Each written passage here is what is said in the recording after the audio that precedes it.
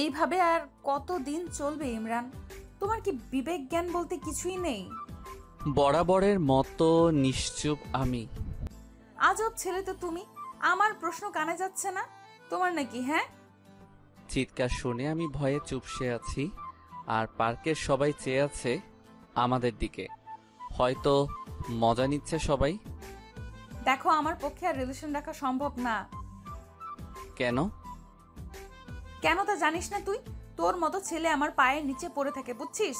ভাবছিলাম প্রেম করে পরে তোরে শুধরে নিব, কিন্তু শুধরানো তো কি, উল্টো আরো খ্যাত হতে লাগলো। ছোট লোক, তোর কাছে শার্ট চেঞ্জ করারও টাকা নেই নাকি? হ্যাঁ, হয়েছে নীলা, প্লিজ থামো এবার। এসব আর ভালো লাগছে না। দেখতেছে সবাই প্রেম করতে, কিন্তু তুমি এগিয়ে এসেছো। আমার মতোই আমি থাকি, কারো কথা শুনে চলার ইচ্ছা আমার নেই। আর হ্যাঁ, আমার টাকা নাই তাই কিনি না। হয়েছে। আর কিছু শুনতে চাও? অপমান না করলেও পারতে। ও, এই অপমান সেই লাগছে তোমার গায়ে, সেরকম তাই না? তোমার জন্য যে আমার বান্ধবীগুলো অপমান করে আমায়, সেটা আমার ভালো লাগে না। আমার লাগে না? ও, সেটা তো তোমার লাগবে না, কারণ তারা তো আমায় অপমান করেছে, তোমায় না। যত সব খ্যাত। বলেই চলে গেল নীলা, আর আমি পার্কেই দাঁড়িয়ে আছি। সব লোকের সিনেমা দেখা শেষ, তারাও যে যার বয়ফ্রেন্ড গার্লফ্রেন্ডের দিকে চলে গেল। হয়তো তারা ভাবছে মেয়েটাই বা এতদিন কি করে রিলেশনে ছিল এই উজবুক ছেলেটার সাথে। গাধা একটা এখন। আমার পরিচয়টা দেই, আমি ইমরান, ইন্টার দ্বিতীয় বর্ষের ছাত্র। মাকে হারিয়েছি যখন ক্লাস 3-তে পড়ি। এরপর বাবা। নতুন বিয়ে করলে অশান্তি চলে আসে আমার জীবনে। সব মা তো আর মা হয় না, কিছু মা রাক্ষসীও হয়, যেমনটা আমার কপালে জুটেছে। বাবার অভাব নেই কোনো কিছুর, আর তার অন্য 2 ছেলেরও অভাব নেই। অভাব শুধু আমার একারই, কারণ চাইলেও কিছু পারি না। আমার মোট শার্ট 2টা, প্যান্ট 2টা। আমার আমার মোট শার্ট 2টা, প্যান্ট 2টা, তাও একটা কলেজে যাওয়ার জন্য, আর অন্যটা বাসায় আর বাইরে। পরে যাই বাসায়, আর সময় পাই কোথায় শার্ট পরা? সারাদিন তো বাসার কাজ করতেই চলে যায়, কাজ না করলে আবার ভাত বন্ধ। এক শার্ট পরে যাই জন্যই নীলা কথা শোনালো। আজ মাঝে মাঝে কথাগুলো অসহ্য লাগে। শুধু নীলা না, আরো অনেক মেয়েই বলেছে মাঝে মাঝে ইচ্ছে করে নিজেকে পাল্টাই, কিন্তু কিভাবে পাল্টাবো? আমার কাছে তো আর টাকা নেই। বাবাও মায়ের কথায় উঠে আর বসে, তাই আমার কথা আর ভাবেও না খুব অবাক লাগে আমার। যেখানে আমি চোখের মনি ছিলাম, সেখানে আজ। আসলে সময়ের সাথে মানুষগুলাও বদলে যায়। চলুন, শুরুটা কিভাবে হয়েছিল তা বলি আপনাদেরকে।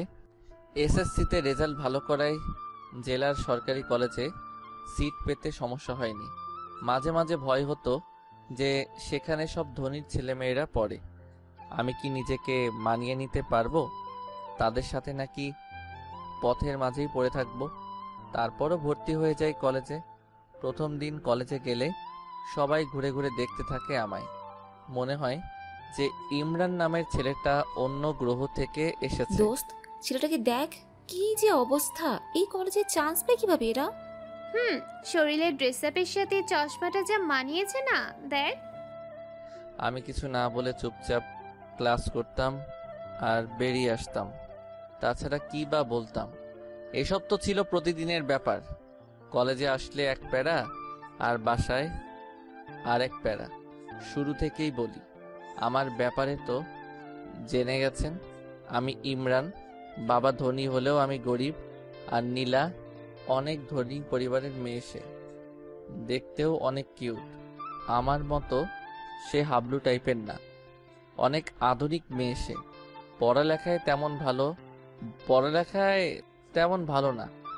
বন্ধুদের আড্ডায় সবার আগেই পাওয়া যায় ও। সারাদিন ওদের সাথে হই হুল্লোড় করে বেড়ানোই ওর কাজ। আমি যতক্ষণ কলেজে থাকতাম একা একাই কাটাতাম। ক্লাসের সবাই যখন আড্ডা দিচ্ছে, তখন দেখা যেত কোনো কোণে বসে থাকতে। একদমই চুপচাপ থাকার চেষ্টা করতাম, আর তখন ক্লাসের সবাই মজা করতো আমায় নিয়ে। বলতো যে ওই দেখ, খ্যাতটা আসছে। তবে এই কথাগুলো নীলার খারাপ লাগতো। এমন কথা শুনে নীলার মনে একটু মায়া জন্ম নেয়। ও ভাবে একে ভালোবেসে তারপর সবকিছু পরিবর্তন করে দিবে। অন্য 8-10টা ছেলের মতো ইমরানও সবার সাথে কথা বলবে, আড্ডা দিবে। তাই একদিন সে সরাসরি প্রপোজ করে। সেদিন আমি নীলাকে কিছু না বলেই চলে আসি, কিন্তু সেও নাছোড়বান্দা, ও পিছনে লেগেই থাকে।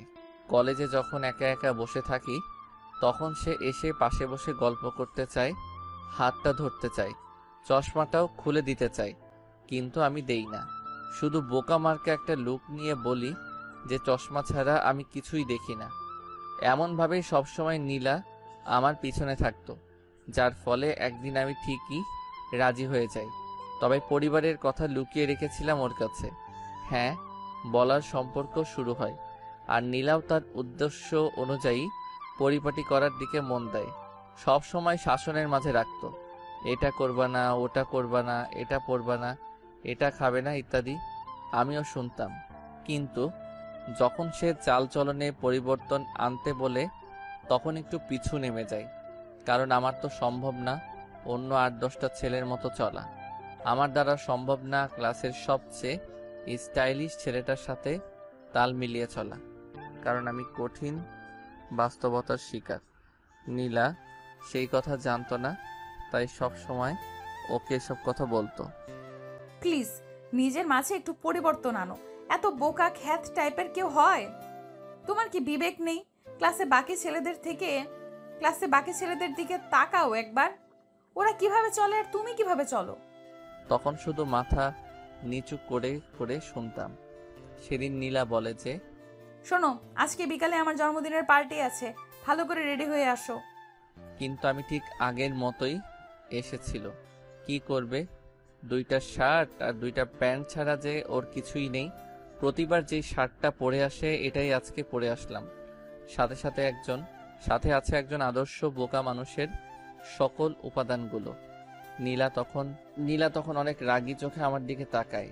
পরে বাধ্য হয়েই নিয়ে যায়, পুরনো বান্ধবীদের সাথে দেখা করে, আমাকেও পরিচয় করিয়ে দেয়। কিন্তু আমাকে দেখে সবাই অন্য চোখে ওর দিকে তাকায়। এখানে যারা এসেছে সবাই উচ্চ পরিবারের, কিন্তু আমি দেখেই মনে হচ্ছে ও কতটা সাধারণ। পায়ে আছে 100 টাকা দামের অতি সাধারণ জুতা। ওদের চাহনির উদ্দেশ্য বুঝতে পেরে আমি একটু দূরে গিয়ে দাঁড়াই। এদিকে ওর একটা ফ্রেন্ড বলে ওঠে, নীলা, তোর মতো একটা মেয়ে এমন একটা খ্যাতের সাথে প্রেম করবি এটা ভাবতেও পারিনি। এইটা কোনো ছেলে হলো? ওর দিকে তাকাতো একবার। সাথে সাথে বাকিরাও ওর সাথে তাল মিলায়, আর নীলা লজ্জায় একেবারে মাথা নিচু করে ফেলে। ও তার বন্ধুদের সামনে চলে আসে। আমিও সব কথা শুনেছি, তবে চুপ করেছিলাম, কারণ আমি জানতাম এমন কিছুই হবে। এটা নতুন কিছু না, এমন কথা শুনতে শুনতে অভ্যস্ত হয়ে গেছি। এরপর ওখানে না থেকে বাসায় চলে আসি। নীলা খুব রেগে গিয়ে বলেছিল, যদি কালকে শার্টটা পরিবর্তন করে না আসি তাহলে অন্য কিছু হয়ে যাবে। আমি তখন বলতে চাই আমার কথাগুলো, কিন্তু সেটা না শুনেই ফোন কেটে দেয়। খুব কষ্ট হচ্ছে আমার জন্য আজকে ওকে এতটা অপমানিত হতে হলো। ভাবলাম বাবার কাছ থেকে কিছু টাকা চেয়ে নিবে, যাতে করে নতুন একটা শার্ট কিনা যায়। কিন্তু বাবার রুমে গিয়ে দেখি প্রচন্ড ঝগড়া হচ্ছে তাদের, আর ঝগড়ার মূল কারণটাই হলাম আমি। ঝগড়ার এক পর্যায়ে মা বলে ওঠে, কি পেয়েছো তুমি? এটা আমার সংসার, তাই এখানে আমার অর্ডারে শুধু চলবে। কোনো একটা ছেলেকে এনে বাসায় রেখেছ, সারা বছর ঘাড়ে পড়ে আছে, একটু কাজ করলেই তো পারে। এটা তো আর কোনো সরকারি হোটেল না। তখন বাবা বলে, আসতে বলো, ইমরান শুনবে। কথাটা শোনা মাত্র মার আওয়াজ যেন আরো বেড়ে গেল। স্পষ্টই বোঝা যাচ্ছিল আমাকে কথাগুলো শোনানোর জন্যই এভাবে বলছে। আবার বলে উঠল, কারো যদি লজ্জা থাকলো তাহলে সে এভাবে অন্যের ঘাড়ে বসে খেত না। কতদিন একটা মেয়েকে খাওয়ানো যায়, আর খাওয়ার সময় তো একটুও কম খায় না। এটা ভাবে না যে এখানে দয়ার খানা খাচ্ছে সে। মা এর সবগুলো কথাই শুনি, কিন্তু জবাব দেওয়ার মতো শক্তি নেই। তাই চোখের অশ্রু ফেলেই তার সেই কথার জবাব দিলাম। ফুপিয়ে ফুপিয়ে কাঁদতে লাগলাম। কেন আজকে আমি এমন অবস্থার সম্মুখীন? আমারও তো অনেক সুন্দর একটা পরিবার ছিল, কত সুখের ছিল পরিবারটা। বাবা মায়ের একমাত্র সন্তান ছিলাম, অঢেল সম্পত্তির মালিক ছিল বাবা, কিন্তু আচমকাই একটা অসুস্থতায় মা মারা যায়, যার ফলে আজকের এই পরিস্থিতি, আর আমি হয়ে যাই এতিম। লাবিব তখন ছোট ছিল, তাই সেই সুযোগে তার চাচা তাদের সব সম্পত্তি নিয়ে যায়। লাবিব হয়ে যায় একদম নিঃস্ব। সেদিন আর বাবার কাছে টাকা চাইতে পারিনি, যার ফলে আর কিছু কিনাও হয়নি। রাতে না খেয়েই ঘুমিয়ে পড়ি। পরদিন সকালে পকেটের 10 টাকা দিয়ে গিয়ে বাইরে নাস্তা করে নেই। দুপুরটা না খেয়ে কাটিয়ে দেই। আমি যে না খেয়ে আছি এটা আমার ঠিকই বুঝতে পেরেছে, কিন্তু একবারের জন্য খেতে বলেনি। বিকেলে নীলা ফোন দেয়। কোথায় আসবি জিজ্ঞেস করতেই বলে যে কলেজের পাশের পার্কে আসতে। অনেকটা ভয়ে ভয়ে বাসা থেকে বের হই। আমি জানি না নীলা কি করবে আমার সাথে, যখন সে দেখবে আমার গায়ে সেই পুরনো শার্টটাই আছে, যখন দেখবে পায়ে সেই আগের জুতাই আছে, যখন দেখবে মাথার চুলগুলো আগের মতোই এলোমেলো, তখন যে কি করবে আমার সাথে। এসব ভাবতে ভাবতে পার্কে কখন আসি বলতেই পারি না। নীলার সামনে যেতেই তার চোখ দুটো লাল করে ফেলে। ওর পুরো মুখটাই লাল হয়ে যায়, যেটা দেখে বুঝতে পারি যে নীলা প্রচণ্ড রেগে গেছে। আর তখনই প্রথমে সেই কথাগুলো বলে। এভাবে আর কতদিন ইমরান, আমি আর পারছি না। কি করলাম আমি নীলা? কি করলাম মানে? আমার কথার কোনো গুরুত্ব নাই তোমার কাছে? কি বলো এসব? অবশ্যই আছে, আসলে কাজে অনেক বিজি ছিলাম, তাই আর মার্কেটে যাইনি। ভালো। টাকা আছে কি তোমার কাছে? সরি নীলা। চুপ করো। তুমি তাকাও তো একবার নিজের দিকে, কেমন দেখা যায় তোমাকে? তোমার জন্য কোনো বন্ধুদের সামনেও যেতে পারি না লজ্জায়। সবাই দেখলেই বলে যে ওই খ্যাতটার জিএফ আসছে। আমি মাথা নিচু করে রাখি শুধু। তোমার সাথে আমি আর পারছি না। আমার একটা সম্মান আছে। ভেবেছিলাম ভালোবাসার পর তুমি পরিবর্তন হবে, কিন্তু তোমার মাঝে এক ফোঁটাও পরিবর্তন আসেনি। সরি। না, আমি আর পারছি না। তোমার সাথে সব কিছু এইখানেই শেষ করলাম। এটা বলেই নীলা উঠে চলে গেল, আর আমি অশ্রু ভেজা চোখে ওর চলে যাওয়ার দিকে তাকিয়ে থাকি। এছাড়া কি বা আর করতে পারি? এই মুহূর্তে প্রচণ্ড কষ্ট হচ্ছে, গাল বেয়ে বেয়ে চোখের পানি পড়ছে। আমি জানি নীলা আমার সম্পর্কে কিছুই জানে না, তাই এমন করেছে, কিন্তু সে কি করবে? তার তো কিছুই করার নেই। তারও তো মান সম্মান আছে। মনে হচ্ছে নিঃশ্বাস এখনই বন্ধ হয়ে যাবে। আস্তে আস্তে উঠে দাঁড়িয়ে সোজা চলে যাই নদীর পাড়ে। সেখানে গিয়ে বসে চোখ থেকে চশমাটা খুলে ইচ্ছা মতো কেঁদে নেই। যদি মা থাকতো, কারো দয়ার পাত্র হয়ে থাকতে হতো না, এতটা অসহায়ও থাকতে হতো না।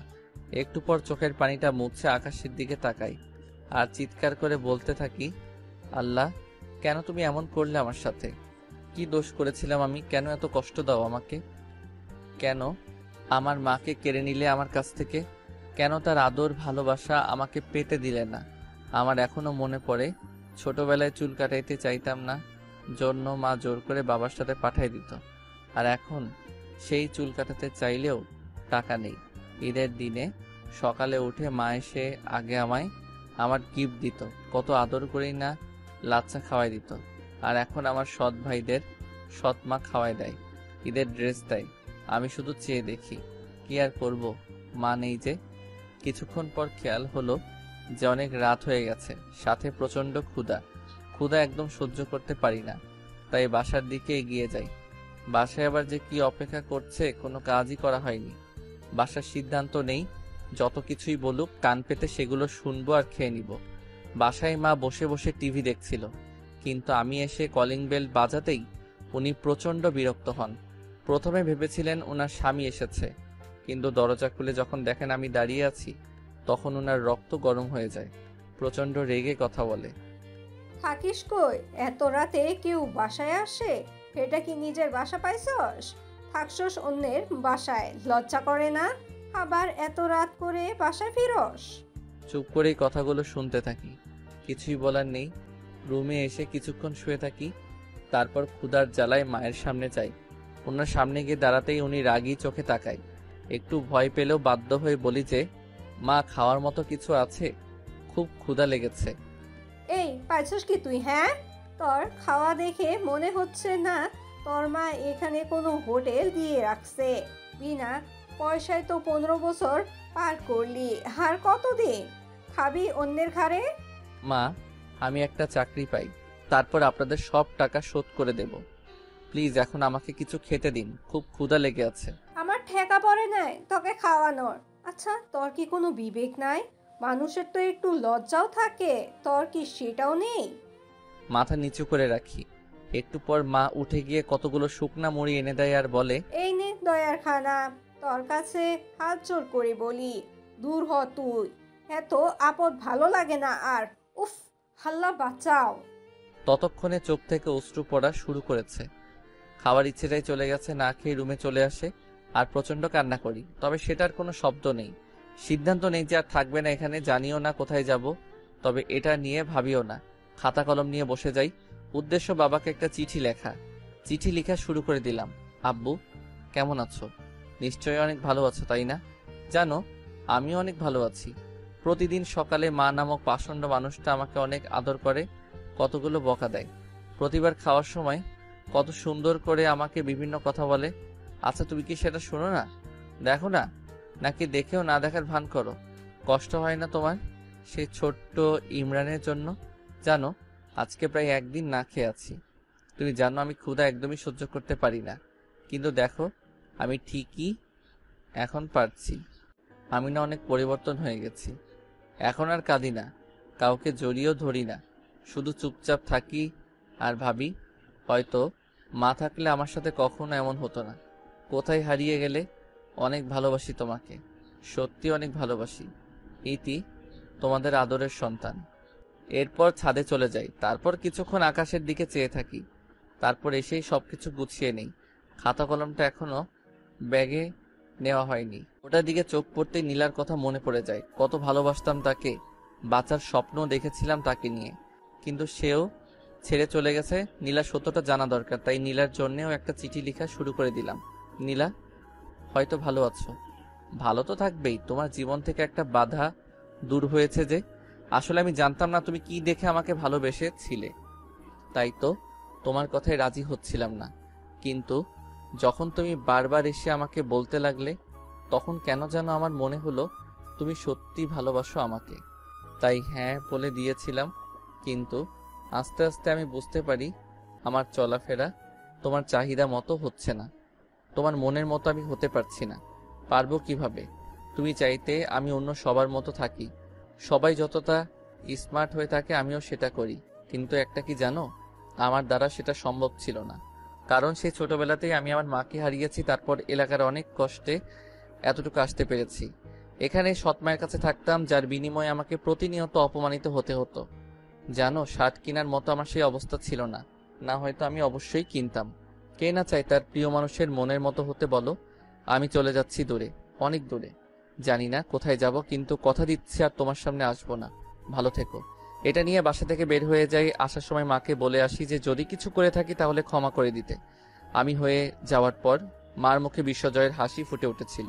চিঠিটা নিয়ে সোজা নীলাদের বাসায় চলে আসি। দারোয়ানকে চিঠিটা নীলাকে দিয়ে দেওয়ার জন্য বলি, তারপরে সামনের দিকে পা বাড়াই। ইমরান জানে না সে কোথায় যাচ্ছে। লেখক সেখানে থমকে দাঁড়ায়, দু চোখ দিয়ে শুধু দেখতে থাকে ইমরান এগিয়ে যাচ্ছে সম্মুখে, গন্তব্যহীন পথে। তার সাথী হিসেবে আছে হাজারো অব্যক্ত কথা আর বুক চিরে দেওয়ার মতো কষ্ট। একটা সময় ইমরান মিলিয়ে যায় রাতের অন্ধকারে, আর দেখা যায়নি তাকে। চশমা পরা বোকা ছেলেটা ফেরেনি আর। দারোয়ান নীলাকে ঠিকই চিঠিটা দিয়েছিল। নীলা চিঠিটা পড়া মাত্রই চিৎকার করে কেঁদে ওঠে। সে কান্না করতে করতে বাসা থেকে বের হয়েছিল ইমরানকে খুঁজতে, কিন্তু ততক্ষণে নীলা বড্ড দেরি করে ফেলেছে। খুঁজে পায়নি কোথাও চশমা পরা বোকা ছেলেটাকে। নীলা পুরো শহর খুঁজে বেড়াচ্ছে ইমরানকে। ফেসবুকে বিভিন্ন গ্রুপে ছবি দিয়ে পোস্ট করেছে, কিন্তু তাতেও কিছু হয়নি। মাঝে মাঝে ভাবে যে ইমরান আছে কি পৃথিবীতে। না, ইমরান যেতে পারে না। ঠিক এই বিশ্বাসটা নিয়েই খুঁজতে থাকি ইমরানকে। কিন্তু এই পৃথিবীতে এত মানুষের ভিড়ে কাউকে খুঁজে পাওয়া কি এতটাই সোজা? এভাবেই চলতে থাকে দিন। আর দেখতে দেখতে পরীক্ষাও চলে আসে। নীলা ভাবে ইমরান হয়তো এইচএসসি পরীক্ষা মিস করবে না, তাই সে প্রতিটা দিন সবার আগে এক্সাম হলে চলে যায়। কিন্তু এতেও কোনো কাজ হয়নি। যে চলে যায় সে একেবারেই চলে যায়, ফেরার জন্য হয়তো চলে যায় না। এর মধ্যে ঘটে যায় অন্য এক কাণ্ড। ফেসবুকে হঠাৎ মেসেজ রিকোয়েস্ট চেক করতে ইচ্ছে হলো নীলার। মেয়ে মানুষ তো, অনেক মেসেজ রিকোয়েস্ট আসে কিন্তু কখনো তা চেক করে না। আজ কেন জানি ইচ্ছে হলো চেক করতে। চেক করার এক পর্যায়ে একটা মেসেজ দেখিয়ে নীলার চোখ আটকে যায় সেখানে। আজ থেকে 3 মাস আগের মেসেজ এটা। হ্যালো, আপনি যে ছেলেটার পিক গ্রুপে দিয়েছেন তার মতো কাউকে আমি সিলেটে দেখেছি। হোয়াট? সিলেট? ভাইয়া আপনি কোথায় এখন? প্লিজ একটু তাড়াতাড়ি বলেন না। হ্যালো ভাইয়া, আপনি কি লাইনে আছেন? অপরদিকে কোনো রেসপন্স আর আসে না।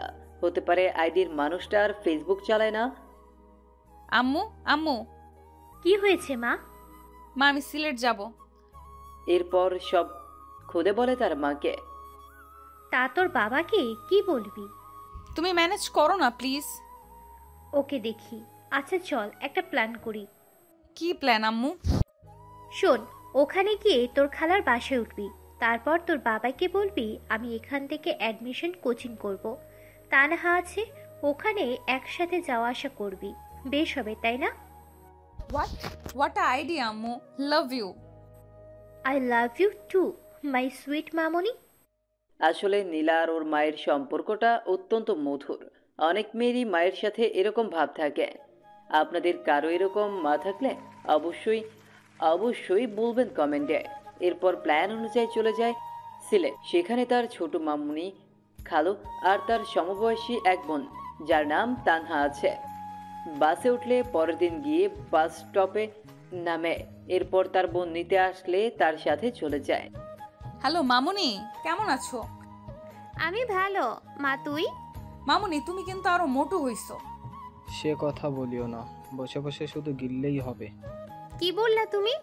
আমি গিলি আর তুমি বসে থাকো মনে হয়। দিন দিন ডায়েট কন্ট্রোলে না রেখে বাড়াচ্ছে আর আমাকে বলতে আসছে এখন।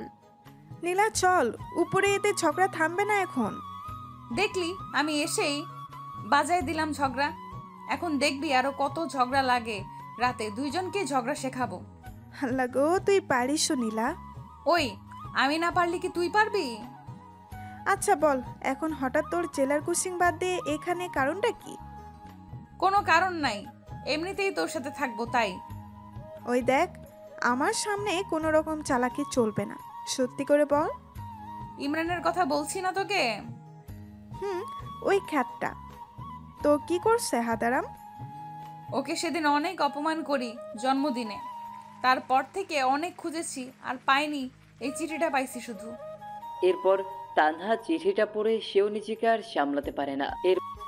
নীলা একটা মা কিভাবে এরকম হতে পারে? এরা মা না অন্য কিছু? বাদ দে, আমাদের কাজ ওকে খুঁজে বের করা। তাই করতে হবে। পর কোচিং, বাসা, শহর সব জায়গা খুঁজেছে কিন্তু কপাল খারাপ, কোথাও পায়নি। খুঁজে পায়নি সেই আইডি থেকে কোনো সিগন্যাল। এদিকে আস্তে আস্তে দিনও যেতে থাকে। ভর্তি পরীক্ষা, অনার্স সব শেষ।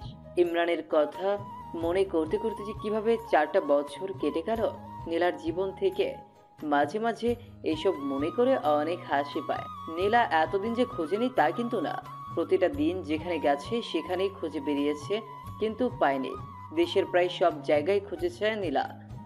মাঝে মাঝে ভাবে যে সামান্য দেশের মানুষগুলোর মাঝে নিজের ভালোবাসাকে খুঁজে পাচ্ছে না। তাহলে কি ভালোবাসলো সে? নীলা মা, ওর তাড়াতাড়ি, আজ তোর ইন্টারভিউ না? আজ নীলা জবের ইন্টারভিউ দিতে যাচ্ছে। জীবনে যাই হোক, কখনো পড়াশোনার সামনে মাথা নত করেনি, তাই আজ এই জায়গায় এসে দাঁড়িয়েছে। হ্যাঁ আম্মু, উঠতেছি। আয় নাস্তা খেয়ে নে। উফ আম্মু, সকালে ডিম খেয়ে গেল, ইন্টারভিউ ডিম পাবো। চুপচাপ খেয়ে নে। ওকে ওকে। আম্মু আম্মু, গেলাম আমি। বাবা কোথায়? এই যে আমি এসে গেছি। চললাম, বাই। ওকে, সাবধানে যাস। ওকে। পর তানহাকে ফোন দেয় নীলা। হ্যালো, কই তুই? এই তো বের হলাম, তুই কোথায়? আমিও বার হইছি। ওকে আয়। এরপর তারা তাদের গন্তব্যে ফিরে ওয়েটিং রুমে বসে অপেক্ষা করছে। একটু পর তানহা ডাক এলো। সে নীলাকে রেখে চলে গেল ভেতরে আর 15 মিনিট পর ফিরে এলো। কি হইল ভেতরে? চাকরির কি হইল জানি না, তবে ক্রাশ খাইছি রে। হইছে, থাম। তোর বয়ফ্রেন্ড জানলে আত্মহত্যা করবে, এমনিতেই যে ঢঙ্গি সে। ওই আমার বিএফকে নিয়ে বাজে বলবি না, আর যাই বলিস অফিসের বস দেখতে সেই। এই অফিসে কাজ করতে পারলে জীবন ধন্য হবে যে। হইছে হইছে, থাম। আমার সিরিয়াল আসছে, আমিও গিয়ে দেখে আসি তোর ক্রাশকে। আসবো স্যার? জি আসেন। ভেতরে গিয়ে নীলাও ক্রাশ খেয়ে যেন কথা বলার ভাষা হারিয়ে ফেলেছে সে। ও হ্যালো, মুখ বন্ধ করেন, মশা ঢুকবে ভিতরে। সরি, আসসালামু আলাইকুম স্যার। নীলা তুতলিয়ে বলা শুরু করেছে অলরেডি। আপনি তোতলা নাকি? কই না তো, এমনি কিরকম লাগতেছে। ও ফাইলগুলো দিবেন নাকি এরকম করে বসে থাকবেন সারাদিন?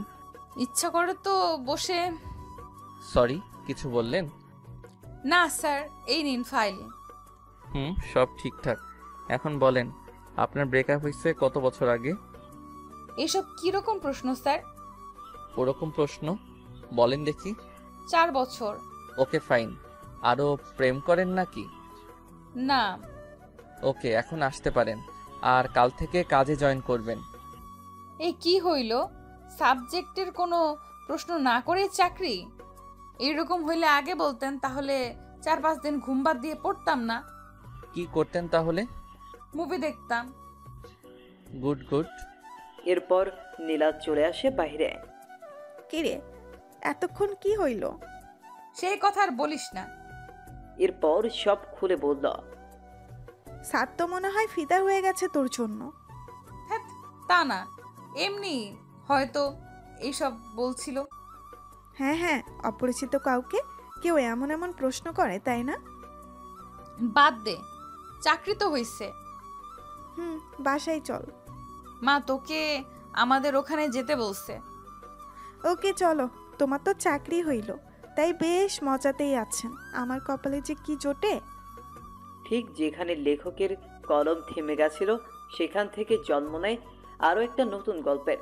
আসলে পৃথিবীটাই এরকম, যেখানে কিছুর সমাপ্তি ঘটে সেখান থেকেই আবার নতুন কিছু শুরু হয়। বাসে এসে কলিং বেল বাজালে নীলার আম্মু এসে দরজা খুলে দেয়। আম্মু আম্মু, চাকরি হয়ে গেছে। হাত ধরে নাচতে লাগলো নীলা। ওই ওই, ছাড় আমাকে, পড়ে যাব তো। কিচ্ছু হবে না। নীলা ছাড়, এখন পরে মজা করিস। তোর পেছনে তেলাপোকা দেখ। কই কই? নাই, চলে গেছে। হারামি, ভয় দেখাস আমাকে? শুধু রুমে চল, মজা দেখাবো এখন। ও মামুনি, দেখো না তোমার মেয়ে কিরকম ট্রেড দিচ্ছে। তোরা না, যা রুমে গিয়ে ফ্রেশ হ। ওকে। এরপর দুজনে উপরে চলে যায়। তানহা, এখানে আয়, দরজা লাগিয়ে। দরজা লাগাবো কেন? ও তুমি বুঝবে না সোনা, লাগাও না। ওকে, এখন বল। এরপর নীলা মোবাইলের লুঙ্গি ডান্স গান চালু করে তানহাকে নিয়ে শুরু করে দেয় উড়াধুরা ড্যান্স। ওই, এগুলো ডান্স দিচ্ছিস নাকি মারপিট করতেছিস? দুটোই। দুজনে অনেক ক্লান্ত ড্যান্স করে। তানহা, তুই ওয়েট কর, আমি গোসল সেরে আসি। না, সেটা হবে না, একসাথে গোসলে যাব। এরপর সেখানে আবার আরো একবার তাদের মারামারি লেগে যায়। আর তখন আমায় তেলাপোকার ভয় দেখাইছো না সোনা। এখন সারাদিন ভেতরে থাকো গো, দরজা আর খুলে দিব না। ওকে বাবু, আমি মুভি দেখি ভিতরে। তুমি তো জানো না গো, ভেতরে মুভি দেখার মজাই আলাদা। তাই বুঝি, দেখো তাহলে। ওকে। থাক, বার হয়ে আয় না, দেই তোকে কষ্ট। এখন খুললি কেন? সারাদিন না রাখবি? সারাদিন রাখলে অসুস্থ হবি, তখন তো ওষুধ আমার বাবাকেই কিনে দিতে হবে, তাই দরকার নেই। কি সেভিং পার্সন আসলো, নিজে সারাদিন কত হাজার খরচ করে তার নাই ঠিক এখন আসছে। হয়েছে হয়েছে, আয় এখন নিচে যাই, ফ্রিজে ফুচকা আছে, খাওয়াবো, চল। তাই নাকি? চল তাহলে। আসলে সমবয়সী বোন থাকলে যা হয় আর কি। বিকেলের দিকে তানহার কনফার্মেশন মেসেজ আসে, সে অনেক খুশি। রাতে দুজনে খেয়ে ছাদে চলে যায়। তানহা, বল। জানিস, দিনগুলো না সুন্দর হাসি ঠাট্টা তামাশা ফাজলামিতে কেটে যায়, কিন্তু রাত হলেই আর থাকতে পারি না, খুব মনে পড়ে যায়। আসলেই রে, রাতগুলো এরকম, রাতগুলো দিনের বাহিরে অবরোধ ভেদ করে ভেতরের মানুষগুলোকে বের করে দেয়, যার চিত্র দিনের বেলা থেকে সম্পূর্ণ আলাদা। ঘুমাবো চল, কাল প্রথম অফিস, তাই লেট করা যাবে না। হ্যাঁ চল। এরপর রাতটা কেটে যায়। পরদিন সবার কাছ থেকে দোয়া নিয়ে পা বাড়ায় অফিসের দিকে। অফিসে গেলে পিয়ন নীলা আর তানহার ডেস্ক দেখিয়ে দেয়। তারা দুজন পাশাপাশি কাজ করবে, এইসব সম্পর্কে তো তারা কিছুই জানে না। একটু পর পিয়ন এসে বলল, স্যার আপনাদের দুজনকেই ডেকেছে। এরপর চলে যায় সোজা বসের রুমে। স্যার আসবো? আসুন। তা মিস নীলা অ্যান্ড তানহা, কেমন লাগছে নতুন অফিস? বেশ ভালোই। আর বস তো আরো ভালো। তাই নাকি? তো কি দেখলেন ভালোর? এই তো পুরাই ক্রাশ। তানহা, আমি কিন্তু আপনার বস। না রাখেন তো, আমি বস টস বলতে পারবো না, ভাইয়া বলে ডাকবো প্লিজ। ওকে, তো যে জন্য ডেকেছি এই হচ্ছে তোমাদের ফাইল, এগুলো কমপ্লিট করে দিও। আপনার নামটা কি ভাইয়া? নীলা শুধু চুপ হয়ে তানহার কথা শুনতেছে। মেয়েটা যে এত বেশি কথা বলে। নাম শুনে কি হবে? ভাইয়া বলে ডাকবো, আর ভাইয়ার নামটা জানবো না? তাই, আমার নাম সাজিদ। ওকে, আর তুমি করে বলবো। যা ইচ্ছে বলিও, এখন যাও কাজ করো। Okay bye. আরও শোনো, বলেন। লাঞ্চ টাইমে একসাথে খাবো। ওকে ভাইয়া। এরপর যে যার কাজে মন দেয়। এইদিকে লাঞ্চের টাইম কোন দিক দিয়ে চলে যায় তা সাকিব বুঝতেই পারে না। ভাইয়া একটু সময় হবে কি? তোমার ক্ষুধা লাগছে অনেক তো। ও সরি, আমার তো মনেই নেই, তো তোমরা আগে মনে করে দিবা না? আপনি যে মনোযোগ দিয়ে কাজ করতেছেন, কিভাবে ডিস্টার্ব দেই বলেন? ওকে, চলো এখন। এরপর লাঞ্চ শেষ করে আবার সবাই যে যার কাজে চলে যায়। অফিস টাইম শেষ হলে বাসায় চলে যায় সবাই। আমজাদ চাচা সবার বাসায় তাদের জন্য কেউ না কেউ অপেক্ষায় থাকে তাদের জন্য, তাই তারা অফিস ছুটি হলে চলে যায়। কিন্তু আমার বাসায় তেমন কেউ নেই। তাছাড়া ওরা যে টাইম দেয়, আমিও যদি তাই করি তাহলে তো ওদের আর আমার মাঝে কোনো পার্থক্য থাকবে না। চাচা, আপনি চলে যান, আমি কাজ শেষ করে চলে যাব। ওকে ঠিক আছে। এরপর সাজিদ কাজ শেষ করে সোজা চলে যায় পার্কের দিকে। সেখানে কিছু এতিম ছেলে মেয়ে আছে, তাদের সাথে গল্প করে। রাতের খাবার খেয়ে বাসায় যায়। এভাবেই দিন চলে যায় ইমরানের। দেখলি বসকে কিরকম হাতে করে নিলাম একদিনে? দেখলাম, ট্যালেন্ট আছে তোর, আর তাই তো ওরকম ঢ্যাঁড়সের মতো বিএফ জোটাইছিস। আরে ওটার কথা বাদ দে তো। ও থাকাও যে না থাকাও সে। সারাদিনে কি একবারও বলেছে আমার সাথে কথা বলে নাই? ওর সাথে ব্রেকআপ করতেই হবে আজ। তা করিস পরে, ক্ষুধা লাগছে, খাবো চল। মামনি খাইতে দাও, ক্ষুধা লাগছে। ওকে বস দিচ্ছি। জানো আজ কি করছে তানহা? কি? বসকে একদম পটিয়ে ভাই ডাকা শুরু করছে। তুমি বলো তো ঠিক করছি না। এখন কাজে ভুল হলে বা লেট করে গেলে কিচ্ছু বলবে না। একদম ঠিক করেছিস মা। এরপর খাওয়া শেষে ঘুম আর ঘুম দিবে। উঠে অফিস। আবার আগের দিনের মতো বস রুমে চলে যায় তারা। আগের দিন তো সাজিদ ডাকেনি, তানহা নিজেই চলে গেছে। ভাইয়া আসবো? আসো। কেমন আছো ভাইয়া? আলহামদুলিল্লাহ, তোমরা? কাজ করতে করতে বলল, আমরাও ভালো। ভাইয়া তুমি কি সবসময় কাজ করো এমন? এটা ছাড়া তো আর কোনো কিছু নেই জীবনে, তাই এটাই করি শুধু। জীবনে বলতে? ওসব তোমাদের বুঝতে হবে না। তো ভাইয়া কাল বাসায় গেছো কয়টায়? 9টার দিকে। এতক্ষণ কি অফিসে ছিলা? মাগরিবের পর অফিস থেকে বার হইছি। এরপর কি করছো যে বাসায় যেতে এত লেট হইছে? তোমাকে জানা লাগবে না এত কিছু, নিজের কাজ করো, যাও। ভাইয়া আমি না তোমার বোন, আমাকে বলবো না? দেখো, কোনো ইমোশনাল ব্ল্যাকমেল করবা না, কাজে যাও, লাঞ্চে কথা হবে। এরপর নীলা তানহা চলে আসে। কি ভাব নিয়ে কথা বললো দেখছিস, আর তুই তারপরও আগ বাড়িয়ে কথা বলছিস। আজব তো, কোথায় ভাব নিল? এখন ব্যস্ত আছে জন্য বললো যে লাঞ্চ টাইমে কথা বলবে। আচ্ছা একটা কথা বলতো, ভাইয়ার কি গার্লফ্রেন্ড আছে? এইরকম ছেলে আবার না থাকে গার্লফ্রেন্ড? আসলেই যে এর গার্লফ্রেন্ড হবে সে অনেক লাকি, তাই না? তোর মাথায় এইসব চিন্তা কেন কাজ করে? চুপচাপ কর। এরপর লাঞ্চ টাইমে খাওয়া শেষ করে একটু গল্প করে আবার কাজে লেগে পড়ে। আস্তে আস্তে অফিসের সময় শেষ। আচ্ছা চাচা, আমাদের বস কি প্রতিদিন এরকম লেট করে বাসায় যায়? মা। তো লেট করার কারণ কি? উনি বলেন যে আমিও যদি কর্মচারীদের মতো একই সময় দেই তাহলে তারা আমার মধ্যে পার্থক্য কি? আর বাসায় কেউ নেই, তাই যত সময় পাই কাজে লাগাই। আর কি কি করেন উনি? এই তো প্রতিদিন পার্কে যাব, এতিম ছেলেদের সাথে গল্প করব, তাদের সাথে খেলে খাওয়া দাওয়া করে তারপর বাসায় যাই। ওকে চাচা, ভালো থাকবেন, যাই তাহলে। ঠিক আছে মা, সাবধানে যেও। নীলা আসছে, ছেলেটা অন্যরকম। যতই তার বিষয়ে জানতেছি ততই ব্যাপারটা ঘোলাটে লাগতেছে। প্রপোজ করবো নাকি বলতো? ওই, তুই না ভাইয়া বলিস? ভাইয়ার জন্য কি প্রপোজ করা যাবে না? ওই আমার কোন জন্মের ভাই? হ্যাঁ, আজীব মানুষ তুই রে, যা ইচ্ছা কর। এরপর তারা আবার পরের দিনের জন্য প্রিপারেশন নিচ্ছে। অফিসে গিয়ে তানহা সোজা চলে গেল সাজিদের রুমে। হাই কেমন আছো? ভাই একটা কথা বলি। বলো। ধরো আমি যদি তোমায় প্রপোজ করি তখন তুমি কি করবা? দেখো, এরকম মন মানসিকতা নিয়ে যদি এখানে আসো তাহলে আসতে পারো। এখন এটা অফিস, প্রেম করা জায়গা না। আর হ্যাঁ, আমি তোমায় বোন ভাবি, অন্য কিছু না। আর এর থেকে বেশি বাড়াবাড়ি করলে এটাও হারাবা। সো বোনের মতোই থাকো, এতেই ভালো। ওকে। এটা বলেই তানহা চলে গেল নিজের ডেস্কে। নীলাকে সব খুলে বলতেই হাসতে হাসতে শেষ। এই কুত্তি, হাসিস কেন?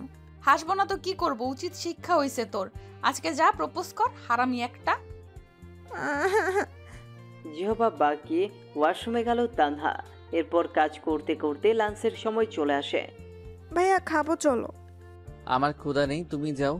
সাজিদের কথাই দেখে বোঝা যাচ্ছে যে সে অনেকটা রেগে আছে তানহার উপরে। ভাইয়া প্লিজ চলো না। যেতে বলছি না তোমায়, তুমি যাবা। তানহা ভয়ে চলে গেল। একটু পর নীলা গেল তার বস রুমে। স্যার আসবো? হ্যাঁ নীলা, আসো। স্যার খাইতে চলেন না প্লিজ, আপনি না খেলে ওদিকে তানহাও খাবে না বলতেছে। প্লিজ চলেন না। ওই খাবে না কেন? বলতেছে ভাইয়াকে ছাড়া বোন খায় নাকি, প্লিজ চলেন। যদি এটাই ভাবতো তাহলে আর এরকম কাণ্ড করতো না। ওটা ভুল হয়ে গেছে, এখন চলেন তো। আর ওর এ দোষটা কোথায়? যে কোনো মেয়ে আপনাকে দেখলে ক্রাশ খেয়ে যাবে। আপনি হয়তো জানেন না আমাদের এখানে কত মেয়ে লুকিয়ে লুকিয়ে আপনাকে দেখে। হইছে, চলেন তো এখন। এরপর খাওয়া শেষে চলে যায় যে যার কাছে। একটু পর পিয়ন এসে বলে গেল কাল মিটিং আছে, সবাই যেন তাড়াতাড়ি চলে আসে অফিসে। কাজ শেষ করে শেষে সবাই চলে যাচ্ছে যে যার বাসায়। কি মা, তোমরা দাঁড়িয়ে যে বাসায় যাবা না? না চাচা, বসের সাথে যাব। কেন, কোনো কাজ আছে নাকি? না, এমনি। ওকে দাঁড়াও, আমি বলতেছি, তোমরা অপেক্ষা করতেছো। চাচা তাড়াতাড়ি আসতে বলেন। একটু পর সাজিদ বাইরে চলে আসলো। কি তানহা, বাসা না গিয়ে এখানে কেন এখনো? তোমার সাথে যাব তাই। কিন্তু আমি তো এখনই যাব না, এখান থেকে পার্কে, তারপরে রাতেই বাসায় যাব। কেন, পার্কে কি স্পেশাল কেউ আছে নাকি যে আমরা গেলে সমস্যা হবে ভাইয়া? আরে তা না, ওকে চলো। আচ্ছা ভাইয়া, তুমি এতটা গুছালো কি করে? ও তাহলে এসব বলার জন্য সাথে আসছো? আরে তা না, বলো না ভাইয়া প্লিজ।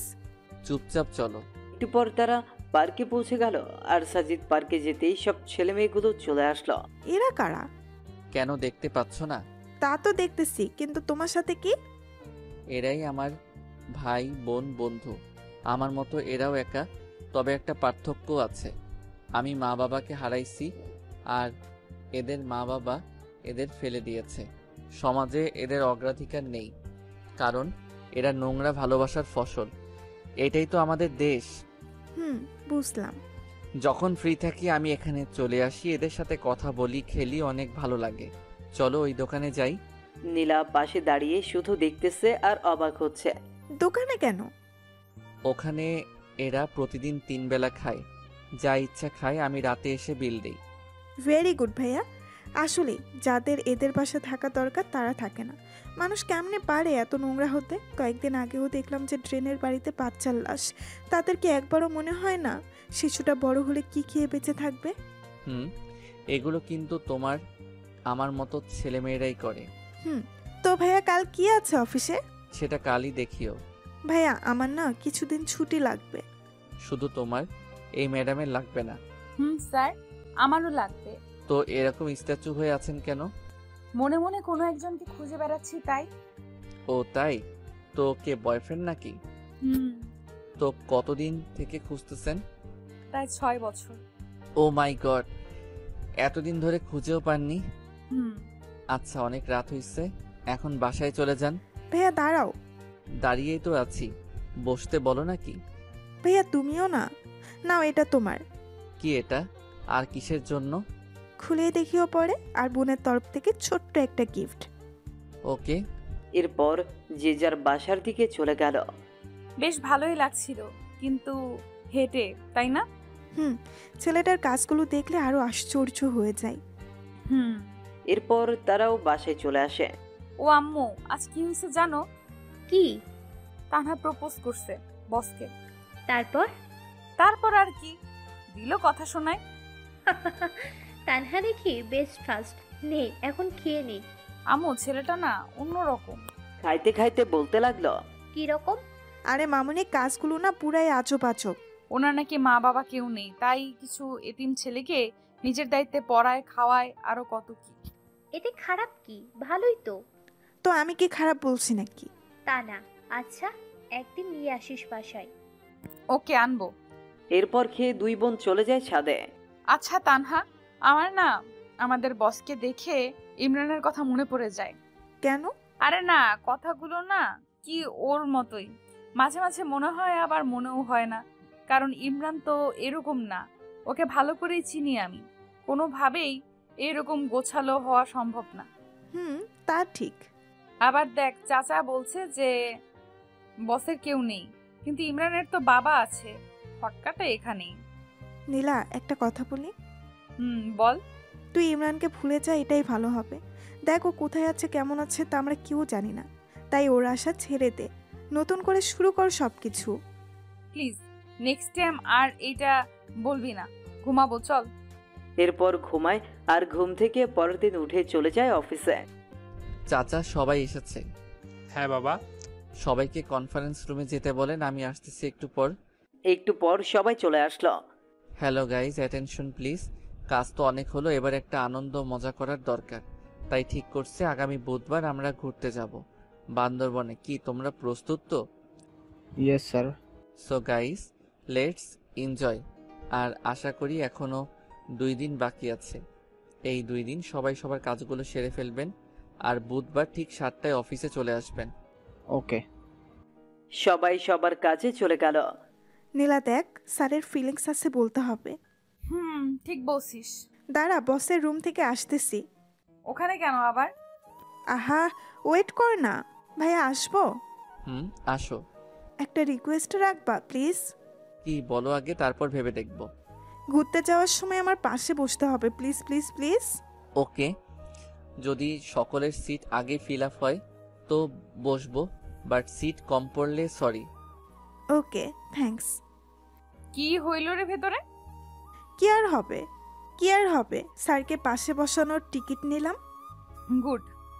এইভাবে আস্তে আস্তে যাওয়ার দিন চলে আসে। সবাই যথাসময় পৌঁছে যায়। তানহা, সামনে দেখ। কি রে, সামনে? ও মাই গড, কে এটা? আমাদের বস। গিটার, ক্যামেরা, কি এসব?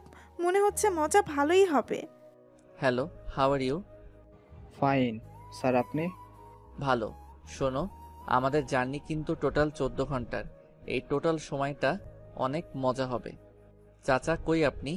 বাবা, আমি রেডি। ওকে, তাহলে গাড়ি ছাড়তে বলেন। সবাই শোনো, কেউ কানে ইয়ারফোন লাগিয়ে গান শুনবা না। মোবাইলের গান তো প্রতিদিনই শুনি, আজ না হয় অন্যের খালি গলায় শুনবো।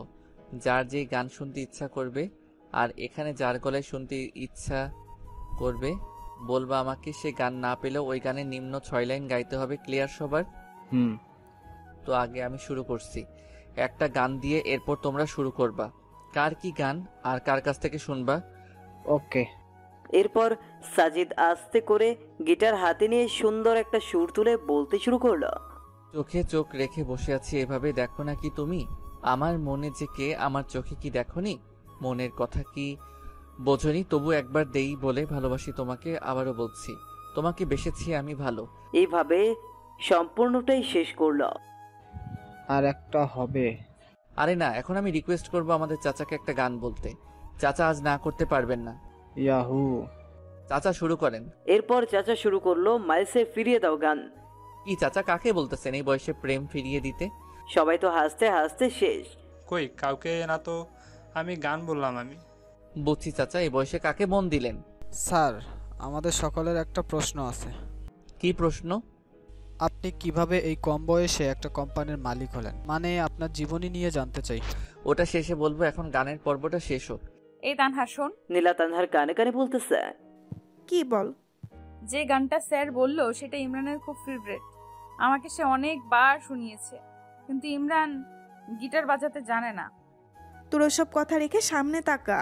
স্যার প্লিজ এখন বলেন না আপনার জীবন সম্পর্কে। খুব জানতে ইচ্ছে করে যে মানুষটা কিভাবে এতটা গোছালো হতে পারে। আসলে এসবের পিছনে আমার গার্লফ্রেন্ডের অবদান। তার সাথে দেখা হলে একটা ধন্যবাদ দিব। তার করা অপমানগুলোই জেদ হয়, আর আমি সামনে এগিয়ে যাই। কত যে কষ্ট করতে হয়েছে এই জায়গায় আসতে, সেটা আল্লাহ আর আমি জানি। বাদ দাও ওসব, বাকিটা পরে। ওমা গো, গার্লফ্রেন্ডের হাত তো ভাইয়া এখনো আছে কি? নেই, তবে চোখ বন্ধ করলেই দেখতে পাই। তো এখন আমার প্রশ্ন নীলার কাছে। আজ সে তার ব্রেকআপের গল্প বলবে। এরপর মিস্টার খালিদ আপনি রেডি থাকবেন। আপনাকে এমন কিছু বলতে হবে যেন সবাই হাসে। আসলে আমার বিএফের নাম ইমরান। নিজেই একদিন ভুল করেছি আর সে চলে গেছে। কি ভুল করেছিলেন? অপমান করেছিলাম। এরপর 6 বছর ধরে খুঁজতেছি, কিন্তু পাচ্ছি না। বাবা, এত ভালোবাসা তার জন্য যদি ফিরে আসে এখন, তো কি করবেন? 2 গালে থাপ্পড় দিব। কেন? আমাকে এত কষ্ট দেওয়ার শাস্তি পাবে না? এত রাগ তার উপর? হুম। তো খালিদ সাহেব, এখন তো আপনার পালা। স্যার একটু সময় দেন, ঠিক করে নিই কোনটা বলবো। ওকে 1 ঘন্টা বিরতি দিলাম। চাচা খাবার দেন সবাইকে। এরপর সাজিদ গিয়ে সোজা তার সিটে বসে পড়ল, মানে তানহার পাশের চেয়ারে। ভাইয়া তোমাকে কিন্তু সেই লাগছে আজ। তাই? তোমরা 2 জনও কম না কিন্তু। খাওয়া শেষে সবাই রেস্ট নিচ্ছে আর সাজিদ এক ধ্যানে বাইরে তাকাচ্ছে। স্যার বাইরে কি দেখেন? কিছু না, এমনি শহরটা দেখি। আপনার রিলেশনের কথা কিন্তু জানতে পারিনি এখনো। সেই মেয়েকে দেখতে ইচ্ছে করে যে কিনা আপনার মতো কাউকে পেয়েও অপমান করেছে। হইছে, আর দেখতে হবে না। খালিদ সাহেব শুরু করেন না। সবাই দেখেন না কিরকম গোমরা মুখ করে বসে আছে। আমি যেটা বলবো সেটা শুনে কেউ হাসতে হাসতে অজ্ঞান হলে কিন্তু আমার কোনো দোষ নেই স্যার। কি যে বলি কিছুই বুঝতেছি না। কিছু একটা বলেন স্যার। খালিদ সাহেবের ক্রাশ মিস সীমা। আচ্ছা তাহলে শুরু করি। গ্রামের পরিবেশ কীরকম সেটা আশা করি সবাই জানে। গ্রামে সব মানুষের ঘরে টয়লেট থাকে না, তাই যাদের টয়লেট থাকে না তারা তাদের কাজ সারার জন্য আসলে বাসবাড়িকে বেছে নেয়। এর মধ্যে কিছু মানুষ আছে যারা আবার নিচে কাজ চালাতে পারে না। কাজ চালানোর জন্য তারা বিভিন্ন গাছের উপরে ওঠে। তো এক লোকের অভ্যাস হচ্ছে যে গাছে উঠে সিগারেট খাওয়া প্লাস টয়লেট সারা। প্রতিদিনের মতো সেদিন বাসবাড়িতে গেলে সেদিন এক অন্যরকম কিছু ঘটে। কিরকম? সবাই আগ্রহ নিয়ে শুনতেছে আসলে কি হতে চলেছে। সেদিন তিনি চারপাশ দেখে সুন্দর গাছে উঠে গেল। তারপর আস্তে আস্তে সিগারেটের টান আর কাজ শুরু করে দিল। এদিকে এক বৃদ্ধ আবার নিচে এসে বসে পড়েছে। উপরে যে একজন আছে তা লক্ষ্যই করনি। এদিকে উপরের জন্য নিচের জনকে দেখে নাই, তাই যে যার মতো কাজ করতেছে। উপরের জন তখনও শুরু করতে পারে নাই, তাই জোরে চাপ দেয় গাছ নাড়া শুরু করেছে। এটা আবার নিচের জন দেখে উপরে যেই তাকাইছে ঠিক সময়ই জিনিসের সাথে তার মুখে চোখু উপরের জন তখনও বুঝতে পারে না যে নিচে কি হচ্ছে, তাই সে কাজ চালাইতেই লাগলো। আর নিচের জনের মুখ শেষ। কোনো রকমের নিচের জন মুখ তুলে বলল, ওই থামবো নাকি লাঠি দিয়ে গাছে উঠবো। এটা শুনে উপরের জন নিচে তাকায় দেখে যা কাজ এতক্ষণে সেরে ফেলেছে সে আর কে পায়। তাকে এক লাফ দিয়ে গাছ থেকে লাফ দিয়ে দেবো। আর নিচের জন বলতেছে, হারামজাদা কি খাস তুই, এত টক আর কি গন্ধ। গাছে উঠে তোর টয়লেটের দৃশ্য আবার এক ভাই দূর থেকে ওপ্পো মোবাইল দিয়ে ভিডিও করছে। এরপর পুরো গ্রাম প্রচার। হা হা হা। কি শুনাইলেন ভাই? এরপর অন্য পর্ব শুরু হয়ে গেল। যে যার কাছে ইচ্ছা গান শুনতে যাচ্ছে আর সাজিদ সুন্দর করে গিটার বাজিয়ে যাচ্ছে, যা শুনে সবাই মুগ্ধ। এর মাঝেই তারা দুপুরের খাওয়া শেষ করে দিয়েছে। শোনো সবাই, আর অনলি 5 ঘন্টা রাস্তা আছে। এই সময়টা সবাই একটু রেস্ট নাও। এরপর যে যার সিটে। সাজিদও গেল তার সিটে। একদিকে 3 সিট হওয়ায় সাজিদ, নীলা, তানহা 3 জন একসাথেই সাজিদের পাশে নীলা জানলার পাশে বসে সাজিদ বাইরের শহর দেখতেছে। সে কতই ব্যস্ত না সবাই যে যার গন্তব্যে ছুটছে। হয়তো কারো মায়া টানছে তাদের এই দিকে। এদিকে ঘুমের মাঝে নীলা মাথাটা সুন্দর করে সাজিদের কাঁধে দিয়েছে, যা সাজিদের মনে অন্যরকম ভালো লাগে। ইচ্ছে করে হাত দুটো শক্ত করে জড়িয়ে ধরতে, কিন্তু ধরতে গিয়েও কোথায় যেন বাধা পায় সে, তাই আর দেওয়া হয়ে ওঠে না। কি যে মায়াবী লুক একটা, যা দেখে কোনো ছেলে ক্রাশ না খেয়ে থাকতেই পারবে না। সাজিদেরও এর ব্যতিক্রম হবে না। এই যে ভাইয়া, কি দেখতেছো ভাবে? কই কি এমনি কি নিষ্পাপ লাগছে? তাই নাকি? শুধু নীলা না ঘুমাইলে সবাইকে নিষ্পাপ লাগে। তাই নাকি? কই আগে তো জানতাম না। তুমি একটু ঘুমাও তো দেখি কিরকম নিষ্পাপ লাগে। ভাইয়া তুমিও না। এর মধ্যেই নীলা উঠে যায়। এদের কথাবার্তায় সরি, আমি ভুলে মাথা দিয়ে ফেলেছি, স্যার ক্ষমা করবেন। সমস্যা নেই, তুমি এভাবে ঘুমাইতে পারো? না, আর ঘুম আসবে না। তাই? তাহলে একটা গান শোনাও। ঘুম থেকে উঠে কেউ গান বলার মুডে থাকে নাকি? তাই এই যে পানি নাও আর ফ্রেশ হও। এদিকে এসে আমি বাকিদের অবস্থা দেখে আসি। ওকে। সবার কি অবস্থা, ঠিক আছেন তো? স্যার সবাই ঠিক, শুধু মোটো ভাইয়ের একটু সমস্যা হয়েছে। কি সমস্যা? স্যার চাপ দিয়েছে আর মোটো ভাই সহ্য করতে পারছে না, যখন তখন ড্রাম ফেটে যাবে। মোটু ভাই আর একটু সহ্য করেন, আমি ড্রাইভারকে বলছি কোনো হোটেল দেখে গাড়ি পার্ক করতে। এরপর নিজের সিটে চলে এলো। রাত 11টার দিকে তারা গিয়ে রিসোর্টে ওঠে। এরপর সবাই সবার রুমে, আর সাজিদ বাইরে এসে রাতের আকাশ দেখতেছে, যা তানহার চোখে পড়ে।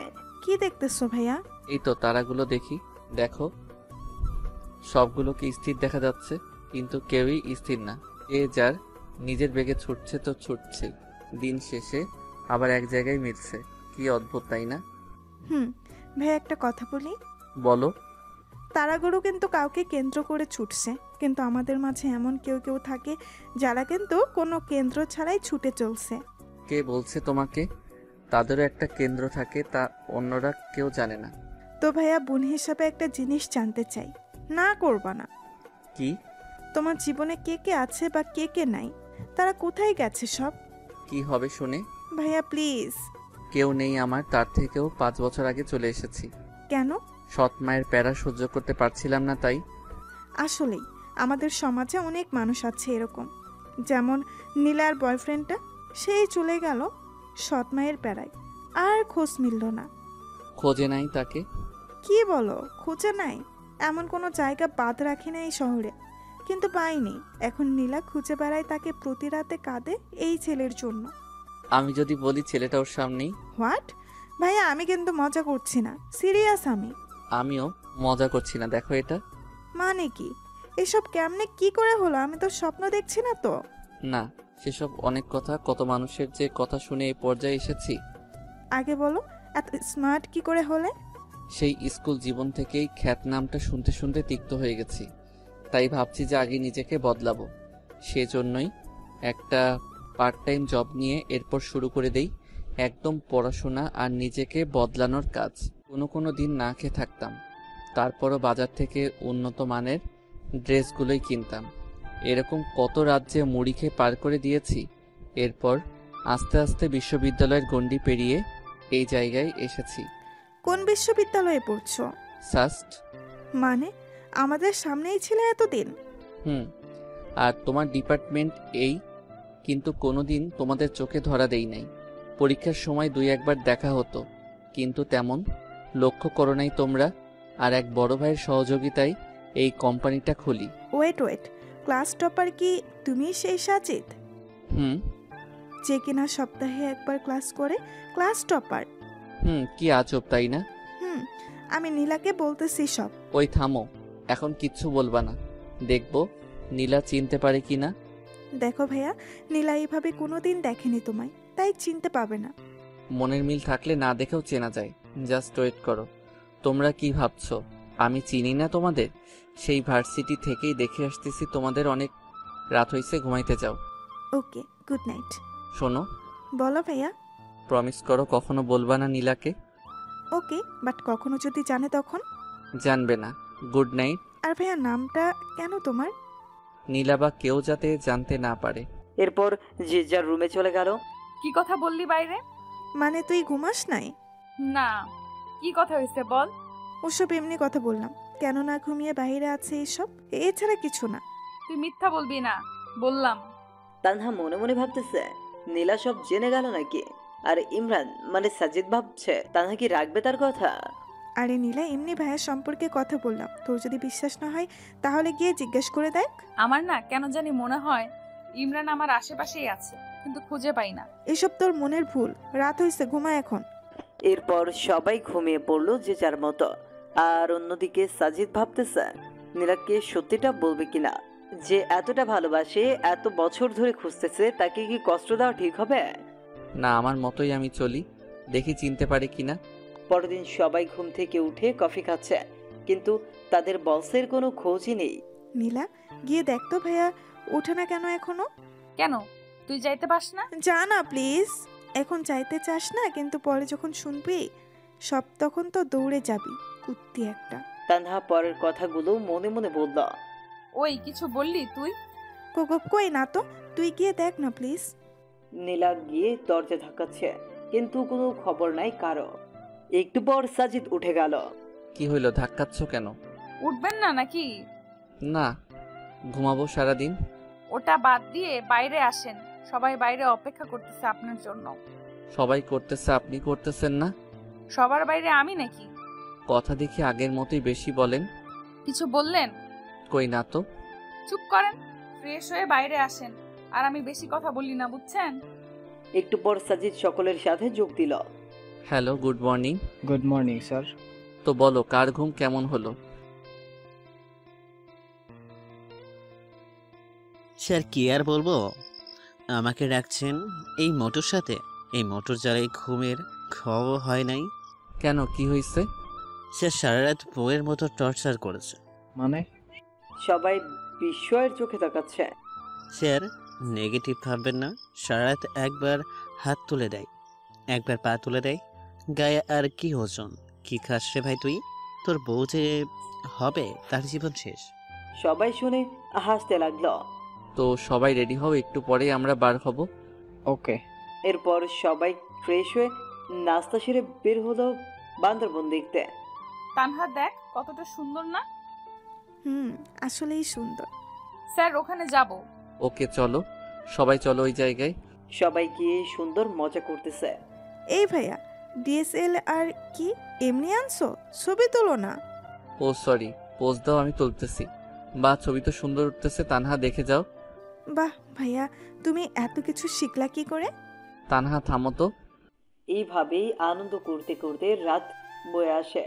রাতে আবার এক গানের আনন্দে মেতে ওঠে সবাই। সাজিদ একাই গান গেয়ে যাচ্ছে, আর সবাই তা উপভোগ করতেছে। খুব ভালো গান বলেন তো আপনি। ধন্যবাদ, এখন সবাই ঘুমাতে যাও, কাল দেখা হবে। Good night. Good night sir. পরের দিন আবার সে এরকম করেই কেটে গেল। এর পরের দিন বিকেল থেকে রওনা হয় বাসার উদ্দেশ্যে। স্যার ঝগড়া লাগছে পিছনে। কার কার? মোটু ভাই আর রনি সাহেবের। এরা 203 নাকি সবসময় লেগেই থাকে। ঠিক বলছেন, 203। হুম, স্যার আপনাকে একটা কথা বলি। বলেন। বাসায় যেতে তো অনেক রাত হয়ে যাবে, দয়া করে কি পৌঁছে দিবেন বাসায়? আচ্ছা। ধন্যবাদ স্যার। শোনো, সবাই যাদের যাদের এনজয় করার ইচ্ছা আছে তারা সামনে চলে আসো। এখন উড়াধুরা ডান্স শুরু হবে, যে যেমন ডান্স দিতে পারো দাও। আসলে অফিসের বস অন্য ছেলে হলে যেরকম হয়, কোনো পিকনিকের আসল মজাই হচ্ছে এটা। বাবা আমি আসছি। আরে চাচা, তো আর দেরি কেন, চলে আসেন। সবাই অনেকটা মজা করল। রাত 2টার দিকে গাড়ি এসে ফেরল সেই চিরচেনা অফিসের সামনে। আস্তে আস্তে সবাই নেমে সাজিদের কাছ থেকে বিদায় নিয়ে চলে গেল। এখন বাকি আছে শুধু তানহা আর নীলা। নীলা, আমার শরীরটা ভালো না, অসুস্থ অসুস্থ লাগছে, তোমরা একাই যেতে পারবে না? এত রাতে কি করে যাব? ওকে চলো। জোর সারতে খুব ভালো লাগছে নীলার, পাশাপাশি হাঁটতে। কাছাকাছি বাসা হওয়ায় বেশিক্ষণ লাগেনি যেতে। নীলা যাও তাহলে, আমি গেলাম। গেলাম মানে এত রাতে কই যাবেন আপনি? ভেতরে আসেন। রেগে বললো কথাটা। রাগটাও দেখি আগের মতোই।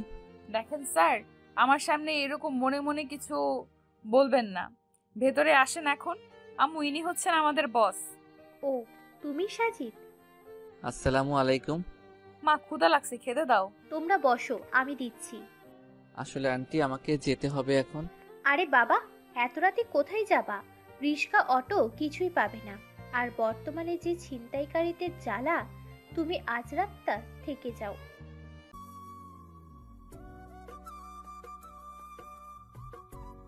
না আন্টি, সমস্যা নেই, যেতে পারবো। মামনি, যেতে যখন চাইছে যেতে দাও। সামনের ফাঁকা জায়গায় যে পেতনি থাকে সেটা তো তিনি আর জানেন না। যখন পিছু নিবে তখন নিজেই দৌড়ে চলে আসবে। কি বললা? পেতনি? ভয়ে চুপসে গেছে একদম। আহ তানহা, খামোকা ভয় বাড়িয়ে দিচ্ছিস। বাবা যাও, টয়লেট ওইদিকে, ফ্রেশ হয়ে আসো, আমি খাবার দিচ্ছি। সাজিদার কিছু না বলে ফ্রেশ হয়ে আসলো। তো মা, এনজয় কেমন করলি? সে কথা আর কি বলবো মামনি, যাদের এরকম বস থাকে তাদের এনজয় কি খারাপ হবে? মা, একদম সেই। সাজিদ চুপচাপ খেয়ে নিল। এরপর নীলা সাজিদকে তার রুম দেখিয়ে নিজের রুমে চলে গেল। এদিকে সাজিদ ঘুমোচ্ছে, অন্যদিকে তানহা নীলা গল্প করতেছে। গল্প করতে করতে তারাও ঘুমিয়ে গেল। সকাল 8টার দিকে নীলার ঘুম ভাঙে, আর সেও শয়তানি করে তানহার ঘুম ভাঙিয়ে দেয়। অফিস বন্ধ, তাই তেমন তাড়াহুড়োও নেই, কিন্তু যা ঘটার তা তো ঘটেই গেছে। জ্বরের কবলে সাজিদ একদম কাবু হয়ে বিছানায় শুয়ে আছে। না ইচ্ছে করছে উঠতে, না ইচ্ছে করছে ঘুমোতে। চুপচাপ শুয়ে আছে। একটু পর তানহা চা নিয়ে আসে। ভাইয়া, ভাইয়া ওঠো, তোমার চা। কিন্তু সাজিদের কোনো শব্দই নেই। এই ভাইয়া। বলো। তোমার কণ্ঠ এরকম লাগছে কেন? অসুস্থ নাকি? একটু অসুস্থ, তবে ঠিক হয়ে যাবে। দেখি দেখি। সে যেন তানহার ডাক শুনলই না, কপালে হাত দিল। ও মা, এটা একটু অসুস্থ। নীলা, এদিকে আয়। জোরে ডাক দিল নীলাকে। কিরে, কি হয়েছে? জ্বর আসছে সেই। বলিস কি? তুই গিয়ে নাস্তা ওষুধ নিয়ে আয়, আমি দেখতেছি। নীলাও মাথায় হাত দিয়ে দেখে ভীষণ জ্বর। আমি বাসায় যাব, এখানে ভালো লাগছে না। কি বললেন?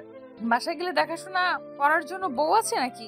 তা নেই, এরকম জ্বর আমাদের জন্য ব্যাপার না। চুপচাপ শুয়ে থাকেন। একটু পর তানহা নাস্তা আর ঔষধ নিয়ে আসলো। এরপর ধীরে ধীরে খেয়ে আবার শুয়ে পড়লো। তোমার শরীর খারাপ আর এই অবস্থায় বাসায় যেতে চাইছো? বাসায় গেলে খাইতে কি শুনি? সাজিদ চুপচাপ শুনতেছে কথা। এখন ঘুমান, আমি পট্টি দিয়ে দিতেছি। এমনিতেই সেরে যাবে, তার দরকার নেই। আপনারা মনে হয় নাস্তাও করেন নাই, যান নাস্তা করে নেন। চুপ করেন তো। এরপর পট্টি দিতে লাগলো। যে কোনো ব্যক্তি অসুস্থ হলে তারা চায় যে তাদের ভালোবাসার মানুষটা তাদের সেবা করুক। সাজিদ তো আর ব্যতিক্রম না। পট্টি দিতে দিতে নীলার ঠান্ডা হাতটা সাজিদের চোখে পড়তেছে, আর সাজিদের মনে হচ্ছে যে তার হাতটা যেন শরীরের সব তাপ শোষণ করে নিচ্ছে। সম্পূর্ণ এক অন্যরকম অনুভূতি সাজিদের মনে খেলা করছে। তানহা শুধু বসে বসে দেখতেছে আর মনে মনে হাসতেছে। এত কাছে এরা, অথচ নীলা বুঝতেই পারছে না যে সে তার সেই চিরচেনা মানুষটারই সেবা করছে। নীলা, আমার ভালো লাগছে না কিছু, বাসায় যাব আমি। ভালো লাগছে না জন্যই রেখেছি এখানে। ধ্যাত। আচ্ছা সত্যি করে বলেন তো, মাথায় পট্টি দিয়ে দিতেছি, আপনার কি খারাপ লাগছে? না। তাহলে বললেন কেন ভালো লাগছে না? ঢং করেন আমার সাথে? কি হলো, চুপ কেন? আসলে আমি তোমাকে কষ্ট দিতে চাচ্ছি না। সেই ছোটবেলায় মা মারা যায়, এরপর জ্বর হলেও জোটেনি ওষুধ, এমনি এমনি জ্বর সেরে যেত। কখনো খেয়ে কাটতো, কখনো বা না খেয়ে দিন কাটতো। আচ্ছা আপনার বাবার কি হয়েছে? ওসব বাদ দাও। আর একটা কথা শোনেন, আপনি আমার বস, তো আপনার জন্য কিছু করলে সেটা কষ্ট না, বুঝছেন? শরবত বানাই দিতে পারবা? শুধু শরবত না, আমি ভালো করেই জানি জ্বর হলে মানুষের কোনগুলো খাইতে ইচ্ছা করে। একটু পর সব নিয়ে আসতেছি। আর তানহা ফুচকা বানাতে গেছে, কি খাবেন তো? ওকে, তবে ঝাল একদম বেশি থাকতে হবে। চুপচাপ শুয়ে থাকেন, আর ভুলেও ফোন হাতে নেবেন না। ফোনের রেডিয়েশন পড়লে জ্বর আরো বেশি হয়। জ্বর হলে কখনো চোখের সামনে নিয়ে ফোন টিপবেন না। ফোন থেকে যে রেডিয়েশন বের হয় তা অত্যন্ত ক্ষতিকর। আর চাপ নিবেন না মাথায় বেশি। যেমন জ্বর হলে বেশি পড়তে গেলে দেখবেন যে জ্বর আরো বেশি হইতেছে। আমার জ্বর আবার অন্যরকম, সারাদিন ভালো থাকে, কিন্তু সন্ধ্যা হলেই শুরু হয়, যারা 9টায় শেষ। যাই হোক, সবাই নিজেদের কাছের মানুষের খেয়াল রাখবেন। এখন রেস্ট নেন, আমি আসতেছি। একটু পর নীলা চলে আসলো। এই নেন, এখানে শরবত, চালতার আচার, একদম ঝাল, আর এটা হলো ঝাল মুড়ি।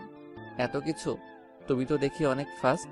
এখনো কিছু হয় নাই স্যার, একটু পর আরো কিছু আসতেছে। আরো কিছু? এগুলো তো একাই শেষ করতে পারবো না, তোমরা হেল্প করো একটু। ওকে, তা করবো, এখন শুরু করো।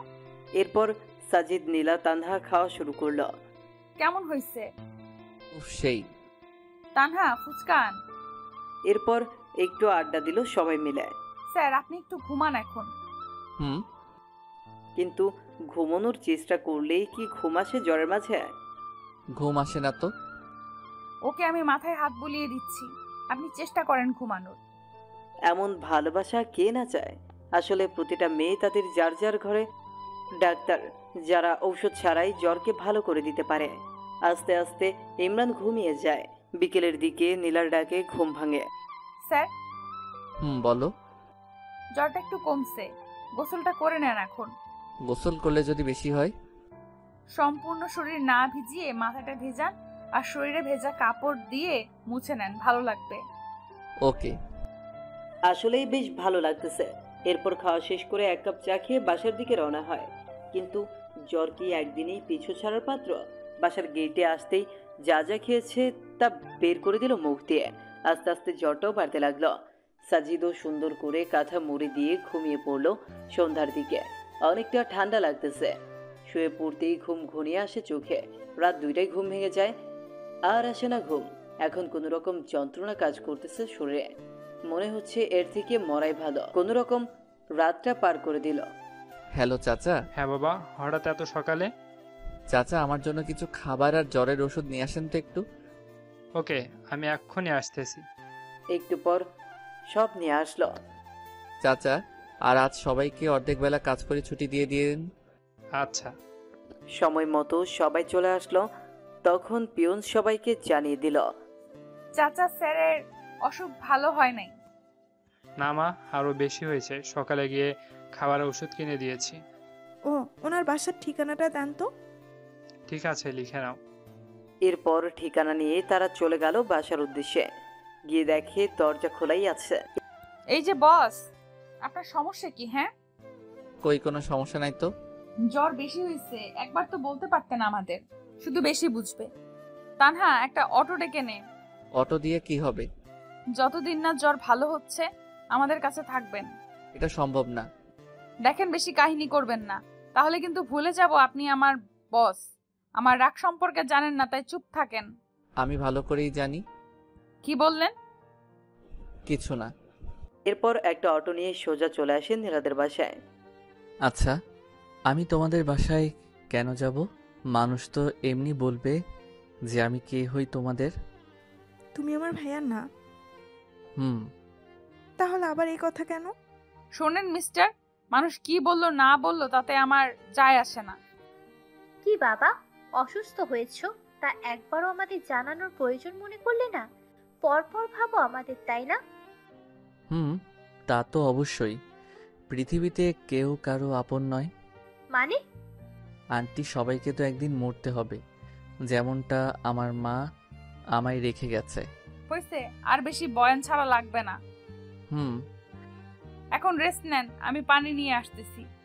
ভাইয়া দেখছো কি কেয়ার করতেছে তোমার। তোমার যদি জানে তুমি ইমরান, তখন না জানে কি করবে আবার। কি আর করবে, যে রাগই আমার জীবনটা শেষ করবে। তানহা, তুই খাবার নিয়ে আয়, আমি মাথায় পানি দিয়ে দিচ্ছি। ওকে। শুয়ে পড়ুন তো।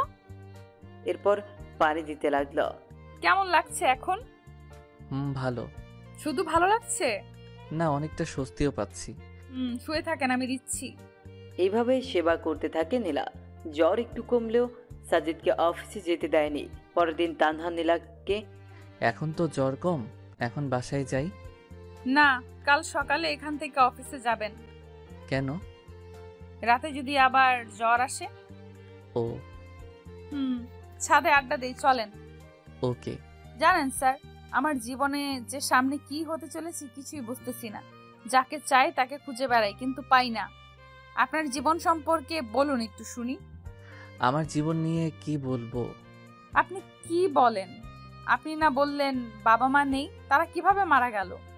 মা মারা গেছে অসুস্থ হয়ে, আর বাবাকে হারিয়েছি মা মারা যাওয়ার 2 মাস পরে। তাহলে ছোটকালটা আপনার খুব প্যারাময় ছিল, তাই না? শুধু প্যারা না, আরো অনেক কষ্ট ছিল। আসলে কষ্টের পর সুখ আসে, তাই না? কি জানি, হবে হয়তো। আমি কবে দেখা পাবো? কিসের, সুখের নাকি ছেলেটার? দুটোরই। কে সেই ছেলে? ওর নাম ইমরান। শেষে আমায় একটা চিঠি দিয়ে চলে গেছে। আজ পর্যন্ত অনেক খুঁজেছি কিন্তু পাইনি। ও বাবা, তাড়াতাড়ি দেখিও। চলেন, ঘুমাবেন এখন। শোনো। বলেন। Good night. Good night. পরদিন সকালে ফ্রেশ হয়ে চলে গেল সবাই অফিসের দিকে। বাবা কেমন আছো? আলহামদুলিল্লাহ চাচা। জ্বর কমেছে কি? হ্যাঁ চাচা, যে ট্রিটমেন্ট দিছে জ্বর ভালো না হয়ে কই যাবে। এরপর সাজিদ ওর রুমে গেল। একে একে সবাই এসে জিজ্ঞেস করতেছে স্যারের শরীর কেমন আছে। এই যে মিস্টার স্যার, কি? লাঞ্চের সময় হয়েছে, চলেন। এখন না, তোমরা যাও, আমি পরে আসতেছি। না, এখনই চলেন, বেশি কথা বলবেন না। ওকে চলো। তুমি তো আবার যে রাগী। রাগের তো কিছুই দেখেননি এখনো। আমার মা বাবা আর আমার বিএফ জানে আমি কেমন রাগী। হইছে, চলেন। এরপর খাওয়া শেষে আবার চলে আসে কাজে। ভাইয়া চলো এখন। আর একটু কাজ করে যাই। না, এখন চলো। আজব, যাবোটা কোথায়? কেন? আমার খালামণির বাসায়। আবার যাব কেন? আমি তো সুস্থ এখন। সুস্থ মানে যদি রাতে আবার আসে? আমি যাইতে বলছি, চলো। আহ, এই দুই বোন জীবনটারে তেজপাতা বানাবে। ধরে নাও তাই। চলো এখন। কি আর করার, আবার গেলাম তাদের বাসায়। এবার আর সেবা না, এবার খাইয়ে 12টা বাজিয়ে রুমে পাঠাই দিছে। এই যে মিস্টার স্যার, কি অবস্থা? এই তো ভালোই। আচ্ছা, আমার একটা কথার উত্তর দিবেন? বলো। আচ্ছা, এই বয়সে আপনাকে স্যার বানাইছে কে? শোনো, টাকা আর নাম হলে নিজের বাবাও স্যার ডাকে। বুঝলাম। আচ্ছা, পড়ছেন কতদূর পর্যন্ত? তুমি যতদূর পড়ছো আমিও তেমনটাই। তাহলে সাবজেক্ট কি? তোমারটাই। এবার বলেন, ভার্সিটিও আমারটাই? কারেক্ট। তাহলে দেখি নাই কেন? সামনে যাই নাই তাই। ওয়েট, আপনি কি আমাকে আগে থেকে চেনেন নাকি? কি মনে হয় তোমার? না, প্রথম দিন যে প্রশ্ন করছেন তার জন্য কনফিউশনে ছিলাম, আর এখন শিওর হলাম। শিওর হওয়া ভালো। ঘুমান এখন। Good night. এরপর চলে গেল যে যার রুমে, আর সোজা হারিয়ে গেল ঘুমের দেশে। পরদিন আবার অফিস। সাজিদ একটু কাজে অফিসের বাইরে যায়, আর তখনই তার নামে একটা কুরিয়ার আসে। অফিসের চেয়ারম্যান আছেন কি? না, উনি তো বাইরে গেল, আমাকে দিয়ে দেন। দিয়ে দিব এখন। ওকে, এখানে একটা সাইন দেন। আচ্ছা। এরপর কুরিয়ার দিয়ে চলে যায়। মা, কুরিয়ারটা রাখো তো। তোমাদের কাছে সাজিদ মনে হয় লাঞ্চের সময় আসবে। আমি আবার বাসায় যাব তাড়াতাড়ি। ও তোমাদের সাথে লাঞ্চ করলে দিয়ে দিও। ওকে চাচা, দেন। না, কুরিয়ারটা নিয়ে কেবিন রাখলো, আর তখনই নীলার চোখে পড়ল। কিরে এটা? স্যারের কুরিয়ার। এরপর হাতে নিয়ে দেখতে লাগলো। হঠাৎ চোখ আটকে গেল ইমরান নামের জায়গায়। তানহা, এদিকে দেখতো। কি? স্যারের নাম আসছে, তাহলে ইমরান নাম আসলো কই থেকে? হতে পারে স্যারের আরেকটা নাম ইমরান। এরা নিশ্চয়। আরে স্যার আসলে এখন জিজ্ঞেস করব। একটু পর সাজিদ এসে লাঞ্চ শেষ করে নিজের রুমে গেল। কুরিয়ারটা আমাকে দে তো তানহা। কেন? আমি দিয়ে আসতেছি স্যারকে। ওকে। স্যার, আসবো? আসো। এই নেন আপনার কুরিয়ার। ও, এটা এসে গেছে, দাও। স্যার ওয়েট, এটা কি? আর আমাদের কেন বলেন আপনার নাম সাজিদ? ও, এটা বলতে ভুলে গেছি। আমার শুধু একটা কথার উত্তর দেবেন। কি কথা? শুধু সত্যি করে বলবেন আপনি আমার সেই ইমরান কিনা। পৃথিবীতে কি একটা ইমরান? স্যার, আমার প্রশ্নের উত্তর এটা না। যদি সত্যি বলি তখন কি হবে, আর মিথ্যা বললে তখন? সেটা পরে দেখতে পাবেন। বলেন এখন প্লিজ, হাত জোর করে রিকোয়েস্ট করতেছি, প্লিজ সত্যিটা বলবেন। আমি ইমরান। এটা বলতে দেরি আর গালে থাপ্পড় পড়তে দেরি না। এরকমটা না করলেও পারতেন। আপনি আর কখনো আমার সাথে কথা বলবেন না। আমি কালকেই চাকরিটা ছেড়ে দিব। এটা বলেই নীলা কেঁদে চলে গেল। ভাগ্যিস রুমের ভেতর থাপ্পড় দিছে, তাই কেউ দেখেনি। ইমরান দাঁড়িয়ে আছে। কি ভাবলো আর কি হয়ে গেল? ভাবলো নীলা কাছে টেনে নিবে, কিন্তু তা না, উল্টা আরো দূরে গেল। আমার না বলাটাই ভালো ছিল। ভাইয়া কি হয়েছে? নীলা এভাবে গেল কেন? সব বলে দিছি, বাকিটা তুমি বলিও। ওর রাগ বেশি, তা তো জানোই। আস্তে আস্তে সব ঠিক হবে। আল্লাহ, কি যে ঠিক হবে তুমি ভালো জানো। যে মেয়েটা নীলা বাসায় এসে দরজা লাগিয়ে শুরু করে দিল কান্না। এটা কষ্টের কান্না নাকি খুশির কান্না তা সে নিজেও জানে না। হতে পারে কষ্টের, আবার হতে পারে খুশির। এতদিন ধরে যাকে খুঁজে আসতেছে তাকে পেয়েছে আজ, খুশি তো হবেই। আর ইমরান এতদিন আশেপাশে থেকেও কোনোদিন পরিচয় দেওয়ার প্রয়োজন মনে করেনি। এটা ভেবে হয়তো কষ্টও পেতে পারে। মানুষের জীবন যে কখন কি হয় বলা কঠিন। নীলা, এই নীলা, কি হয়েছে? আজ এত তাড়াতাড়ি আসলি যে? কি রে মা, দরজা খুলতো, শুনি কি হয়েছে। আমাকে বলবি না তুই? তুই বলতি না আমি তোর বেস্ট ফ্রেন্ড, আর আজ আমাকে বলবি না? নীলা আর থাকতে না পেরে দরজা খুলে আবার কান্না শুরু করে দেয়, তবে এবার তার মাকে জড়িয়ে ধরে। আরে পাগলি মেয়ে, এরকম করে কেউ কাঁদে নাকি? কি হয়েছে সেটা তো বলবি। ইমরানকে পেয়েছি মা। কি?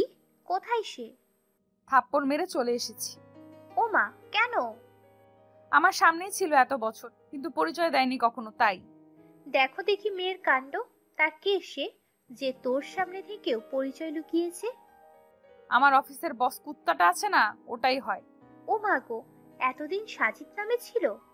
আরে মা, ওইটা আমার ভার্সিটিতে আমার সাবজেক্টেই ছিল, আমাকে চিনতো ভালো করে। আচ্ছা, তুই তাকে চিনলি না কেন? ও কি আর আগের ইমরান আছে মা? আগে চশমা পরতো, ঢিলে পোশাক পরতো, পায়ে জুতা কম দামি ছিল, চুলগুলো একদিকে রাখতো, তেল দিত চুলে। কিন্তু এখন সব তো চেঞ্জ, এমন ড্রেস পরে যা কল্পনার বাইরে। চশমাটাও নেই, জুতো তো কম দামি নেই, মুখের গঠনটাও চেঞ্জ করে ফেলছে গরুটা। বুঝলাম। তা এই জ্বরের মাঝে ছেলেটাকে থাপ্পড় মারা কি ঠিক হয়েছে? যদি জ্বর আসে আবার? আসলে আসবে। আমার একটা প্ল্যান আছে। কি প্ল্যান? ও তোকে কষ্ট দিয়েছে না, ওকে শাস্তি দেওয়া দরকার। কিভাবে? ওকে ইগনোর করে চলবি সব সময়, আর ওর রিয়াকশন দেখবি। তবে মা একটা জিনিস বুঝলাম না, ছেলেটা এতটা চেঞ্জই হলো কি করে? আর যার কিছু ছিল না সে আজ কিনা সফটওয়্যার কোম্পানির মালিক। শোন, মানুষের মনে যদি ইচ্ছে থাকে আর যদি সে কঠোর পরিশ্রম করে তাহলে সব সম্ভব। হয়েছে, অনেক কেঁদেছিস, এখনই খাবি। এখন মজা করার সময়, কষ্ট পাওয়ার সময় না। এতদিন তো কষ্ট পেলি, এখন না হয় একটু মজা নে। তবে মা আমি বুঝি না খ্যাটটা এরকম হলো কিভাবে? ওই যে ইচ্ছে শক্তি। এখন খাবি, চল তো। এরপর নীলা খেয়ে টিভি রুমে গিয়ে টিভি দেখতে থাকে। টিভি দেখা শেষ হলে আবার ঘুরে নিয়ে ছাদে চলে যায়। আসলে বিকেল বেলাটা ঘুরে উড়াতে বেশ ভালোই লাগে নীলা। মামনি, নীলা কই? এতক্ষণে তানহাও এসে গেছে। উপরে আছে, দেখ গিয়ে। শোন শোন, খেয়ে যা আগে। দাঁড়াও, আসতেছি। কি রে নীলা, ওরকম করে আসলি কেন? কেন, কি হয়েছে? ভাইয়া কি ভাবছে বলতো? যা ভাবার ভাবুক, তাতে আমার কি? তোর কি মানে? যাকে খুঁজতেছিস সে আজ সামনে তো বলতেছিস, তাতে আমার কি? শোন, ওই কুত্তার কথা ভুলেও বলবি না। উনি শুধু আমার বস, অন্য কিছু না। বুঝলাম। খাবো, চল। ওকে এরপর নিয়ে এসে খেয়ে আবারও মনোযোগ দেয় ঘুরে উড়ানো। আচ্ছা নীলা, তুই ইমরানকে পেয়েও থাপ্পড় দিয়ে চলে এসেছিস, এখানে আবার মনের সুখে ঘুরে উড়াচ্ছিস। তোর কি খারাপ লাগছে না একটু? না তো, তুই দেখে বুঝতেছিস না? গুড। ঘুরে উড়িয়ে সন্ধ্যায় রুমে আসে। একটু পর ফোন আসে। হ্যালো, আসসালামু আলাইকুম। ওয়ালাইকুম আসসালাম। কে আপনি? কণ্ঠ শুনেও বোঝো না নাকি না বোঝার ভান করতেছো? ধরে নেন একটা। আমার দোষটা তো বলবা। কোনো দোষ নাই আপনার। আপনি তো আর আমার সেই খ্যাত ইমরান না। ফোন রাখেন, কাজ আছে, বাই। ধ্যাত, দিল ফোনটা কেটে। পরদিন অফিস গেলে নীলাকে ডেকে পাঠায় ইমরান। স্যার আসবো? আসো। এরপর নীলা আসতেই সোজা গিয়ে ওর হাতটা ধরে ক্ষমা চায়, কিন্তু নীলা এত সহজে ছাড় দেওয়ার মতো মানুষ না। দেখুন স্যার, বস বসের মতো থাকুন। বেশি কিছু করলে আমি কিন্তু ভুলে যাব যে আপনি আমার বস। কি বেশি করলাম আমি? হাত ছাড়বেন কি না? না।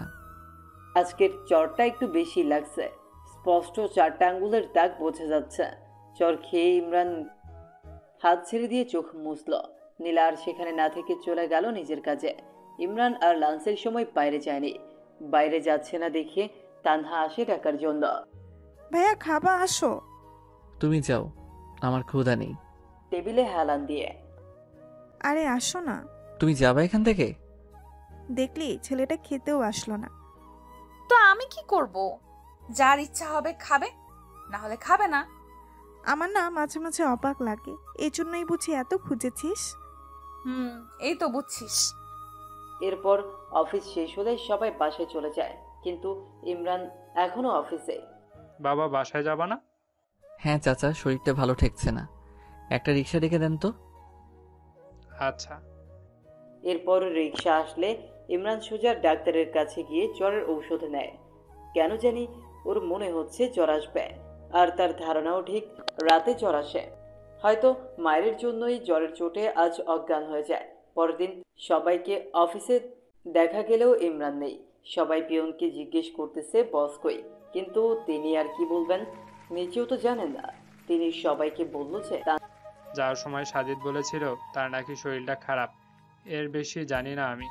সকাল থেকে ফোন দিচ্ছি কিন্তু উঠাচ্ছে না ফোন। নীলা চল, ভাইয়ার বাসায় যাব। কাহিনী বাদ দিয়ে চুপচাপ কাজ কর। আমার কথা তোর কাছে কাহিনী মনে হয়? ভালোই তো বদলে গেলি তুই নীলা। পরশু পর্যন্ত ঠিকই খুঁজছিলি, আর এখন আসলেই তুই বুঝাতে চাচ্ছিসটা কি? হ্যাঁ কিছুই না। ভালো। ফোন করেই যাচ্ছে কিন্তু কোনো খবর নেই। এভাবে একটা দিন চলে যায়। পরের দিন আবার অফিসে বস নেই। চাচা আজকেও কি স্যার আসবে না? না, ফোনটাও বন্ধ, হয়তো কোনো কাজে বাইরে গেছে, সময় হলে চলে আসবে। আর আজ সকালে ছুটির 1টার পর হবে। নীলা আমার কাছে ভালো ঠেকছে না রে, কাজে গেলে কেউ ফোন অফ করে না। আমি গেলাম, তুই আসলে আয়, না হলে থাক। তুই তোর ইমরানকে হারাতে পারিস, কিন্তু আমি একটা ভাই পাইছি, তাকে হারাতে পারবো না। দাঁড়া, আমিও যাব, দেখি তোর ভাই কোথায় লুকিয়ে আছে। এরপর দুজন সোজা চলে যায় ইমরানের বাসায়, কিন্তু ইমরান থাকলে তো দেখা পাবে। হ্যালো চাচা, স্যারের বাসায় তো তালা দেওয়া। স্যার কোথায় দয়া করে বলবেন প্লিজ? আসলে চাচা প্লিজ সত্যিটা বলেন। হাসপাতালে। মানে ওখানে কেন? অসুস্থ অনেক, তাই বাসায় দেখাশোনা করে কেউ নাই, তাই আজ সকালে হাসপাতালে ভর্তি করাইছি। কোন জায়গায়? ল্যাবে এইডে আছে এখন। আচ্ছা। কি হলো, কোথায় এখন? হাসপাতালে। হোয়াট? এটাই তো চাইছিলি তাই না? চল। কোথায়? যে হসপিটালে আছে সেখানে। ওকে। এরপর তারা সোজা চলে যায় হাসপাতালে। অফিসের লোকের কাছে কেবিন নাম্বার নিয়ে চলে যায় তার কাছে। দেখ কত ভালোভাবে শুয়ে আছে। শুয়ে আছে না, ঘুমের ওষুধ দিছি। এরপর তানহা মাথায় হাত দিল, আর নীলার হাতটাও নিয়ে গিয়ে দিল মাথায়। দেখলি কিরকম জ্বর? এসব তোর জন্যই হয়েছে। কি মাইটটাই না দিছিস আল্লাহ। আচ্ছা তোর রুমালটা দে, এর মাথাটা ঠান্ডা করি পট্টি দিয়ে। হঠাৎ মাথায় ঠান্ডা অনুভব হয়। কিছুক্ষণ পর ঘুম ভেঙে যায় ইমরানের, কিন্তু কেন জানি চোখ খুলতে পারছে না। পারবেই বা কি করে? নীলার এক হাত তো তার চোখে। হঠাৎ কারো কণ্ঠ শুনে জোরে উঠে পড়ে ইমরান। নীলা আবার টেনে নামায় নিচে। তোমরা এখানে কেন, কোনো সমস্যা?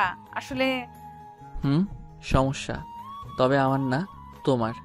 আমাকে তো সহ্য করতে পারো না। চুপচাপ শুয়ে থাকেন, কথা বললে দিব একটা বসিয়ে। ওই তোমার সমস্যা কি? কথায় কথায় শুধু মায়ের আর মায়ের। তোমাকে এখানে কেউ আসতে বলছে কষ্ট করে? হ্যাঁ আসলা কেন? তাও মগের মূল্য পাইছো। ইচ্ছা হলে মারবা, ইচ্ছা হলে চলে যাবা।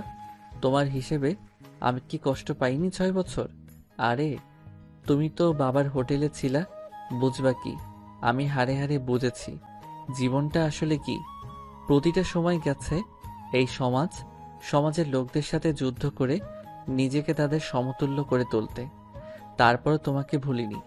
মেয়েরা না ছেলেদের স্মার্টনেসকে ভালোবাসে, টাকা পয়সা ভালোবাসে, অন্য কিছু না। তোমার কি মনে হয় আমি এতদিনে প্রপোজাল পাইনি? আরে তোমার সামনেই তো তোমার বোন সেদিন প্রপোজ করছে, আর বাকিগুলো না হয় নাই বললাম। তারপরও কারোর সাথে প্রেমে জড়াইনি, কারণ একটাই, তোমাকে ভালোবাসি। প্রতিটা দিন কাছ থেকে না হলেও দূর থেকে দেখেছি। আমারও ইচ্ছা ছিল তোমার কাছে যাওয়া, কথা বলা, কিন্তু পারিনি। আগে প্রতিষ্ঠিত হতে চেয়েছি, আর তুমি ভাবো যে শুধু তুমি কষ্ট পাইছো। বাবা, স্যারের দেখি মুখ দিয়ে বুলেটও বার হয়। স্যার, এখন এখান থেকে আমার বাড়ি চলেন। কেন? একদিন ট্রিটমেন্ট না করেই জ্বর হাইয়ে উঠছে। আরও যদি এখন ট্রিটমেন্ট ছেড়ে দেই তখন তো জ্বরের টেম্পারেচার বেড়ে পার হয়ে চলে যাবে। হয়েছে, আমাকে নিয়ে ভাবতে হবে না। 6 বছর যাকে নিয়ে ভাবলাম তাকে এত তাড়াতাড়ি কেমনে ভুলি? ভালো। যাবেন কি এখন? না। আরে আরে নীলা, ছেলেটার জ্বর রে। আঙুল বাঁকা না করলে ঘি ওঠে না রে। কি এখন যাবেন তো স্যার? ইমরান কিছু না বলে চুপ করে আছে। এই যে স্যার, উঠবেন কি এখন? হুম। এরপর হাসপাতাল থেকে তারা চলে গেল তাদের বাসায়। কি বাবা, কেমন আছো? এই তো একটু অসুস্থ আন্টি। তা তো দেখতেই পাচ্ছি। মা, স্যার আমাদের সাথে থাকবে এখানে এখন থেকে। আচ্ছা। না, আমি থাকবো না। কেন? এমনি। আমি থাকতে বলছি, থাকবেন। চুপ, একদম চুপ। তোমার সব কথা শুনবো নাকি? হবে। সম্ভব না, অনেক সহ্য করছি, আর না। চুপচাপ শুয়ে থাকেন এখানে। ইমরানকে শুইয়ে দিয়ে নীলা চলে গেল পানি আনতে। এবার আবার শুরু করলো পানি দেওয়া। মাইটা খুব লাগছে তাই না? রাগ তোলায় দাও কেন তাহলে? এতদিন আমার সামনে থেকেও একবার বলার প্রয়োজন মনে করনি? তুমি জানো তোমাকে খুঁজতে গিয়ে কত জনের কত কথা শুনতে হয়েছে, কত কষ্ট করতে হয়েছে। তোমার আশা তো ছেড়েই দিছি। আমি শুধু আল্লাহর কাছে বলছি, আল্লাহ প্লিজ একবার ইমরানের সাথে একটা বার দেখা করার সুযোগ দিও। আর কিচ্ছু চাই না। আমাকে বললে কি এমন ক্ষতি হতো তোমার, বলো? কিছুই না, আগে নিজেকে চেঞ্জ করতে চেয়েছি। তুমি তো বলেছো চুল না কাটলে, শার্ট জুতা না পাল্টালে তোমার সামনে না আসি, তাই আসি নাই। আমি রেগে বসি জন্য তুইও সেটা মাইন্ডে নিবি কুত্তা? ওই কি তুই তুকারি করে গালি দিচ্ছ? আমি তোমার বস বলে যেও না। ওই শোন, তুই আমার ক্লাসমেট, ওকে? এটা তোর অফিস না, সো বস বস করবি না। আচ্ছা, নিজেকে এত সহজে পাল্টালেন কি করে? নীলা পট্টি দিতে লাগলো। প্রশ্ন করতেছে, সহজ? এর থেকে কঠিন কিছু নেই। যে ছেলে কাপড়ের মুখ দেখেনি সেই ছেলেটা এইরকম কাপড় জুতা পরার জন্য দিনরাত এক করে কষ্ট করেছে। দিনে প্রাইভেট আর রাতে পার্ট টাইম জব। জানো, ভার্সিটি লাইফে শুধু ভাবতাম কোন দিন শুক্রবার আসবে আর কোন দিন আমি শান্তি মতো একটু ঘুমাবো, কারণ শুক্রবার ছাড়া অন্য কোনো দিন ঘুমানোর সময় পাইতাম না। তো পাল্টাতে কে বলেছে? আর কে বলছে এত কষ্ট করতে? কেউ বলেনি, শুধু খ্যাতনামটা নিজেকে খুব কষ্ট দিত। সামান্য কলেজে যতবার শুনেছি, না জানি এরকম থাকলে ভার্সিটিতে কতবার শুনতে হবে। এটা ভাবতেই শরীরটা শিউরে ওঠে। তাই চিন্তা করেছি, যদি চান্স পাই নিজেকে বদলাতে পারলে যাবই না ভার্সিটিতে। সব বুঝলাম। আর এই কোম্পানিটা, এটা কিভাবে সম্ভব? এটা এক বড় ভাইয়ের সহযোগিতাই করেছি। ও, এখন ঘুমান, আমি মাথায় তেল দিয়ে দেই। না থাক, লাগবে না। একটা কথা বলবো? এত বছর অনেক কষ্ট দিচ্ছেন, অনেক কাঁদাইছেন। প্লিজ হাত জোর করে বলি, আর কষ্ট দিয়েন না। একবার হারাইছি আপনাকে, আর হারাতে চাই না। প্লিজ যা করতে চাই করতে দেন। আর আমি রেগে গিয়ে কিছু বললে বা করলে সেটা মনে নিয়েন না। রেগে গিয়ে মারবা? আমি সহ্য করব নাকি? পরে আপনিও মারবেন, তাহলেই তো হয়। এখন যা করতে চাচ্ছি করতে দেন। ওকে। মানুষের জ্বর হলে মাথায় পট্টি দেওয়া, তেল দেওয়া মতো কেউ থাকলে আর কিছু লাগেই না। আর যাদের কেউ নেই তাদের অবস্থা আমার মতো। পুকুর পাড়ে বসে থাকা, মাঝে মাঝে বমি করার মতো অবস্থা হয়। একবার আমার জ্বর হয়েছিল, বমি করছিলাম যখন, তখন মা এসে আমার মাথার 2 সাইড চেপে ধরছিল। সত্যি এরকম ভালো যে জ্বরের মাঝে লাগে তা কখনো জানা ছিল না। থাক, ওসব না বলে গল্পে ফিরে। ইমরান তো বেশ মজাতেই আছে। সারাদিন মেয়ে পাশে সেবা করে যাচ্ছে, আর কষ্টে আছি আমি, কেউ নেই পাশে। নীলা মাথায় তেল দিয়ে দিতে দিতে ইমরান ঘুমিয়ে পড়ে, কিন্তু নীলা থেমে থাকে না। সে 11টায় বসেছে ইমরানের পাশে, বিকেল 3টে পর্যন্ত পাশেই বসে আছে। এর মধ্যে ইমরানের ঘুম ভেঙে যায়। তুমি এখনো এরকম করে দিচ্ছ? বললাম না একবার হারাইছি, আর হারাইতে পারবো না। যাও, এখন গোসল করে খাও। ওকে। নীলা গেলে আবার তানহা চলে আসে। ভাইয়া কি অবস্থা এখন? ভালো লাগছে না কিছুই। কিছু খাবা ভাইয়া? না। আচ্ছা শোনো, তুমি এই টয়লেটে গিয়ে পাটা একটু মুছে নাও, আমি শরবত আনতেছি। আচ্ছা। এরপর নীলা গোসল সেরে আসে আর ইমরান ওর মুছে ভেতরের সব বার করে দেয়। হয়েছে, এখন পেট খালি। হুম। কি খাবেন এখন? কিছু না। কিছু না বললেই হলো। আমি ফুচকা আনছি, সবাই খাবো, খেয়ে আবার ওষুধ খেতে হবে। ওকে। খাওয়া শেষে আবার একটু শুয়ে পড়ে। জ্বরটা একটু হালকা হালকা লাগছে, কিন্তু এত সহজে কি বাঁচা যায়? রাতে আবার সেই জ্বর, আর নীলার কষ্ট আবার শুরু। সারাটা রাত পাশে থেকে সেবা করে জ্বরটা কন্ট্রোলে নিয়ে আসে। সকালে ইমরান ঘুম থেকে উঠে দেখে নীলা টেবিলে হেলান দিয়ে ঘুমিয়ে পড়েছে। নীলা, নীলা। হুম হুম, ঘুম ভাঙছে। হুম। এখন কেমন লাগছে? ভালো। মনে হয় জ্বরটা ভালো হয়েছে। তুমি ঘুমাও, আমি একটু বাইরে থেকে আসি। আচ্ছা। এরপর নীলা ও রুমে গিয়ে ঘুমিয়ে পড়লো। একটু পরে ইমরান রেডি হচ্ছে অফিসে যাওয়ার জন্য। কি হইল ভাইয়া, রেডি হয়ে কই যাও? কই আবার অফিসে যাব? তোমার মাথা খারাপ? এখনো জ্বর ভালোই হয় নাই, আর তাতেই কাজে। তোমার কাজ আজ আমরা করে দিব, তুমি রেস্ট নাও এখন। আরে আমার কাজ তোমরা পাবা না, আমাকেই যেতে হবে। 2 দিন থেকে কাজ হচ্ছে না আমার। ওই কি কাজ করো তুমি, হ্যাঁ, যে আমরা পাবো না? আমাদের সবার একই কাজ, শুধু সেক্টর আলাদা। তানহা, থামো তো। তানহা, কি হয়েছে রে? এটা আবার কই থেকে আসলো? এত তাড়াতাড়ি ঘুম ভাঙলো? এই দেখ না, ইনি নাকি অফিসে যাবে। যাক, সমস্যা কি? উনি জ্বর নিয়ে বাসায় ফিরবেন আর আমরা কষ্ট করে দিন রাত সেবা করে সুস্থ করব। এটা তো আমাদের জব। হইছে, যাব না। হইছে শান্তি, আজ সকালের অফিস বন্ধ। আমার ল্যাপটপটা দাও, আমি সবাইকে টেক্সট করে দিচ্ছি। রাগ ঢং এখনো কমে নাই। সবাই তো আর আপনার মতো না যে নিজেকে বদলে ফেলবে। কথাও দেখি বেশি বলে এখন তানহা। সব বদলাইলেও ঝগড়া করার অভ্যাসটা বদলায়নি। কেন জিজ্ঞেস করতো তানহা? দুজনে তানহাকে বলে ঝগড়া করতেছে। তানহা মাঝে দাঁড়িয়ে থেকে ঝগড়া অনুভব করছে। এমনি এমনি মানুষ বদলায় না, পরিস্থিতি নিজেকে বদলাইতে বাধ্য করে। পরিস্থিতি যদি নিজে তৈরি করে নেয় তাহলে তো আর কারোর কিচ্ছু করার নেই। চুপ করো, সেদিন কি বলেছিলে ভুলিনি। তোমার জন্য অপমানও কম হইনি আমি। তো প্রেম করার সময় মনে ছিল না কত অপমান সহ্য করতে হবে? তোমাকে বদলানোর জন্যই বাধ্য হয়েছে প্রেম করতে, আর ভালোবেসেছি জন্যই ভুলিনি এখনো। ভালো। চল এখন ছাদে যাব, গান শুনবো আজ তোমার অনেকগুলো। গিটার নাই সাথে? আমার কাছে আছে। এখন তো সকাল রাতে আড্ডা দিই, আর বাসা থেকে গিটারটাও নিয়ে আসবো এখন। ওকে। এরপর রাতে আড্ডা বসে যায় ছাদে। শুধু নীলা তানহা না, 6 বছর আগের জন্মদিনে যেসব ছেলেমেয়েগুলো অপমান করেছে তারাও আছে আজ। কিন্তু তারা জানে যে ইমরান নীলার বস, অন্য কিছু না। রাতে ইমরান বসে যায় গিটার নিয়ে, আর বাকিরা চারদিকে। ইমরান এবার শুরু করলো। গান শেষ করে ইমরান চোখ বন্ধ করে আছে। এদিকে নীলার চোখেও পানি এসে গেছে। উফ, সেই হয়েছে ভাইয়া, আরেকটা হবে। না আপু, একটু অসুস্থ আমি, আরেকদিন বলবো। দোস্ত, তোর বসের সিট খালি আছে না, ডাবল রে।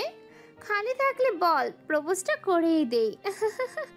মেয়েটা নীলার কানে কানে বলল। বলে দেখ কি বলে। মেয়েটা সোজা গিয়ে প্রপোজ করে বসলো। আচ্ছা, তুমি ভালোবাসা বোঝো? বুঝি তো। বুঝলে আর থাক না বলি পুরনো কথা। স্যার বলেন না, সমস্যা নেই। তোমাদের কলেজের ইমরান নামে কাউকে চেনো? নীলার যে বিয়ে ছিল, খ্যাতটা। খ্যাতটাই। আমি কেন, এখানেই সবাই চিনে। সেই ছেলেটাই আমি। হোয়াট? অবাক হওয়ার কিছু নেই। তোমাদের সেদিন নীলাকে করা অপমানটাই আমাকে এত দূরে এনেছে, তাই তোমাদের একটা গান শোনালাম। আর ধন্যবাদ তোমাদের সেদিন অপমান করার জন্য। আর আপু, তোমাকে বলছি, ছেলে এমনি এমনি খ্যাত হয় না, কিন্তু তোমাদের মতো মেয়েগুলো এই খ্যাত ছেলেদের বাঁচার অধিকারটাও কেড়ে নেয়। হতে পারে তোমাদের অনেক টাকা আছে, তার জন্য অন্যকে হার্ট করে কিছু বলতে পারো না। পারলে এইরকম খ্যাত কাউকে ভালোবেসে তাকে ঠিক করবার চেষ্টা করে দেখাও নীলার মতো। তখন বুঝবো তুমি ভালোবাসা বুঝো। এরপর একটা বিস্ময়ের হাসি দিয়ে ইমরান চলে আসে ওখান থেকে, আর বাকিরা অবাক হয়ে দাঁড়িয়ে থাকে সেখানেই।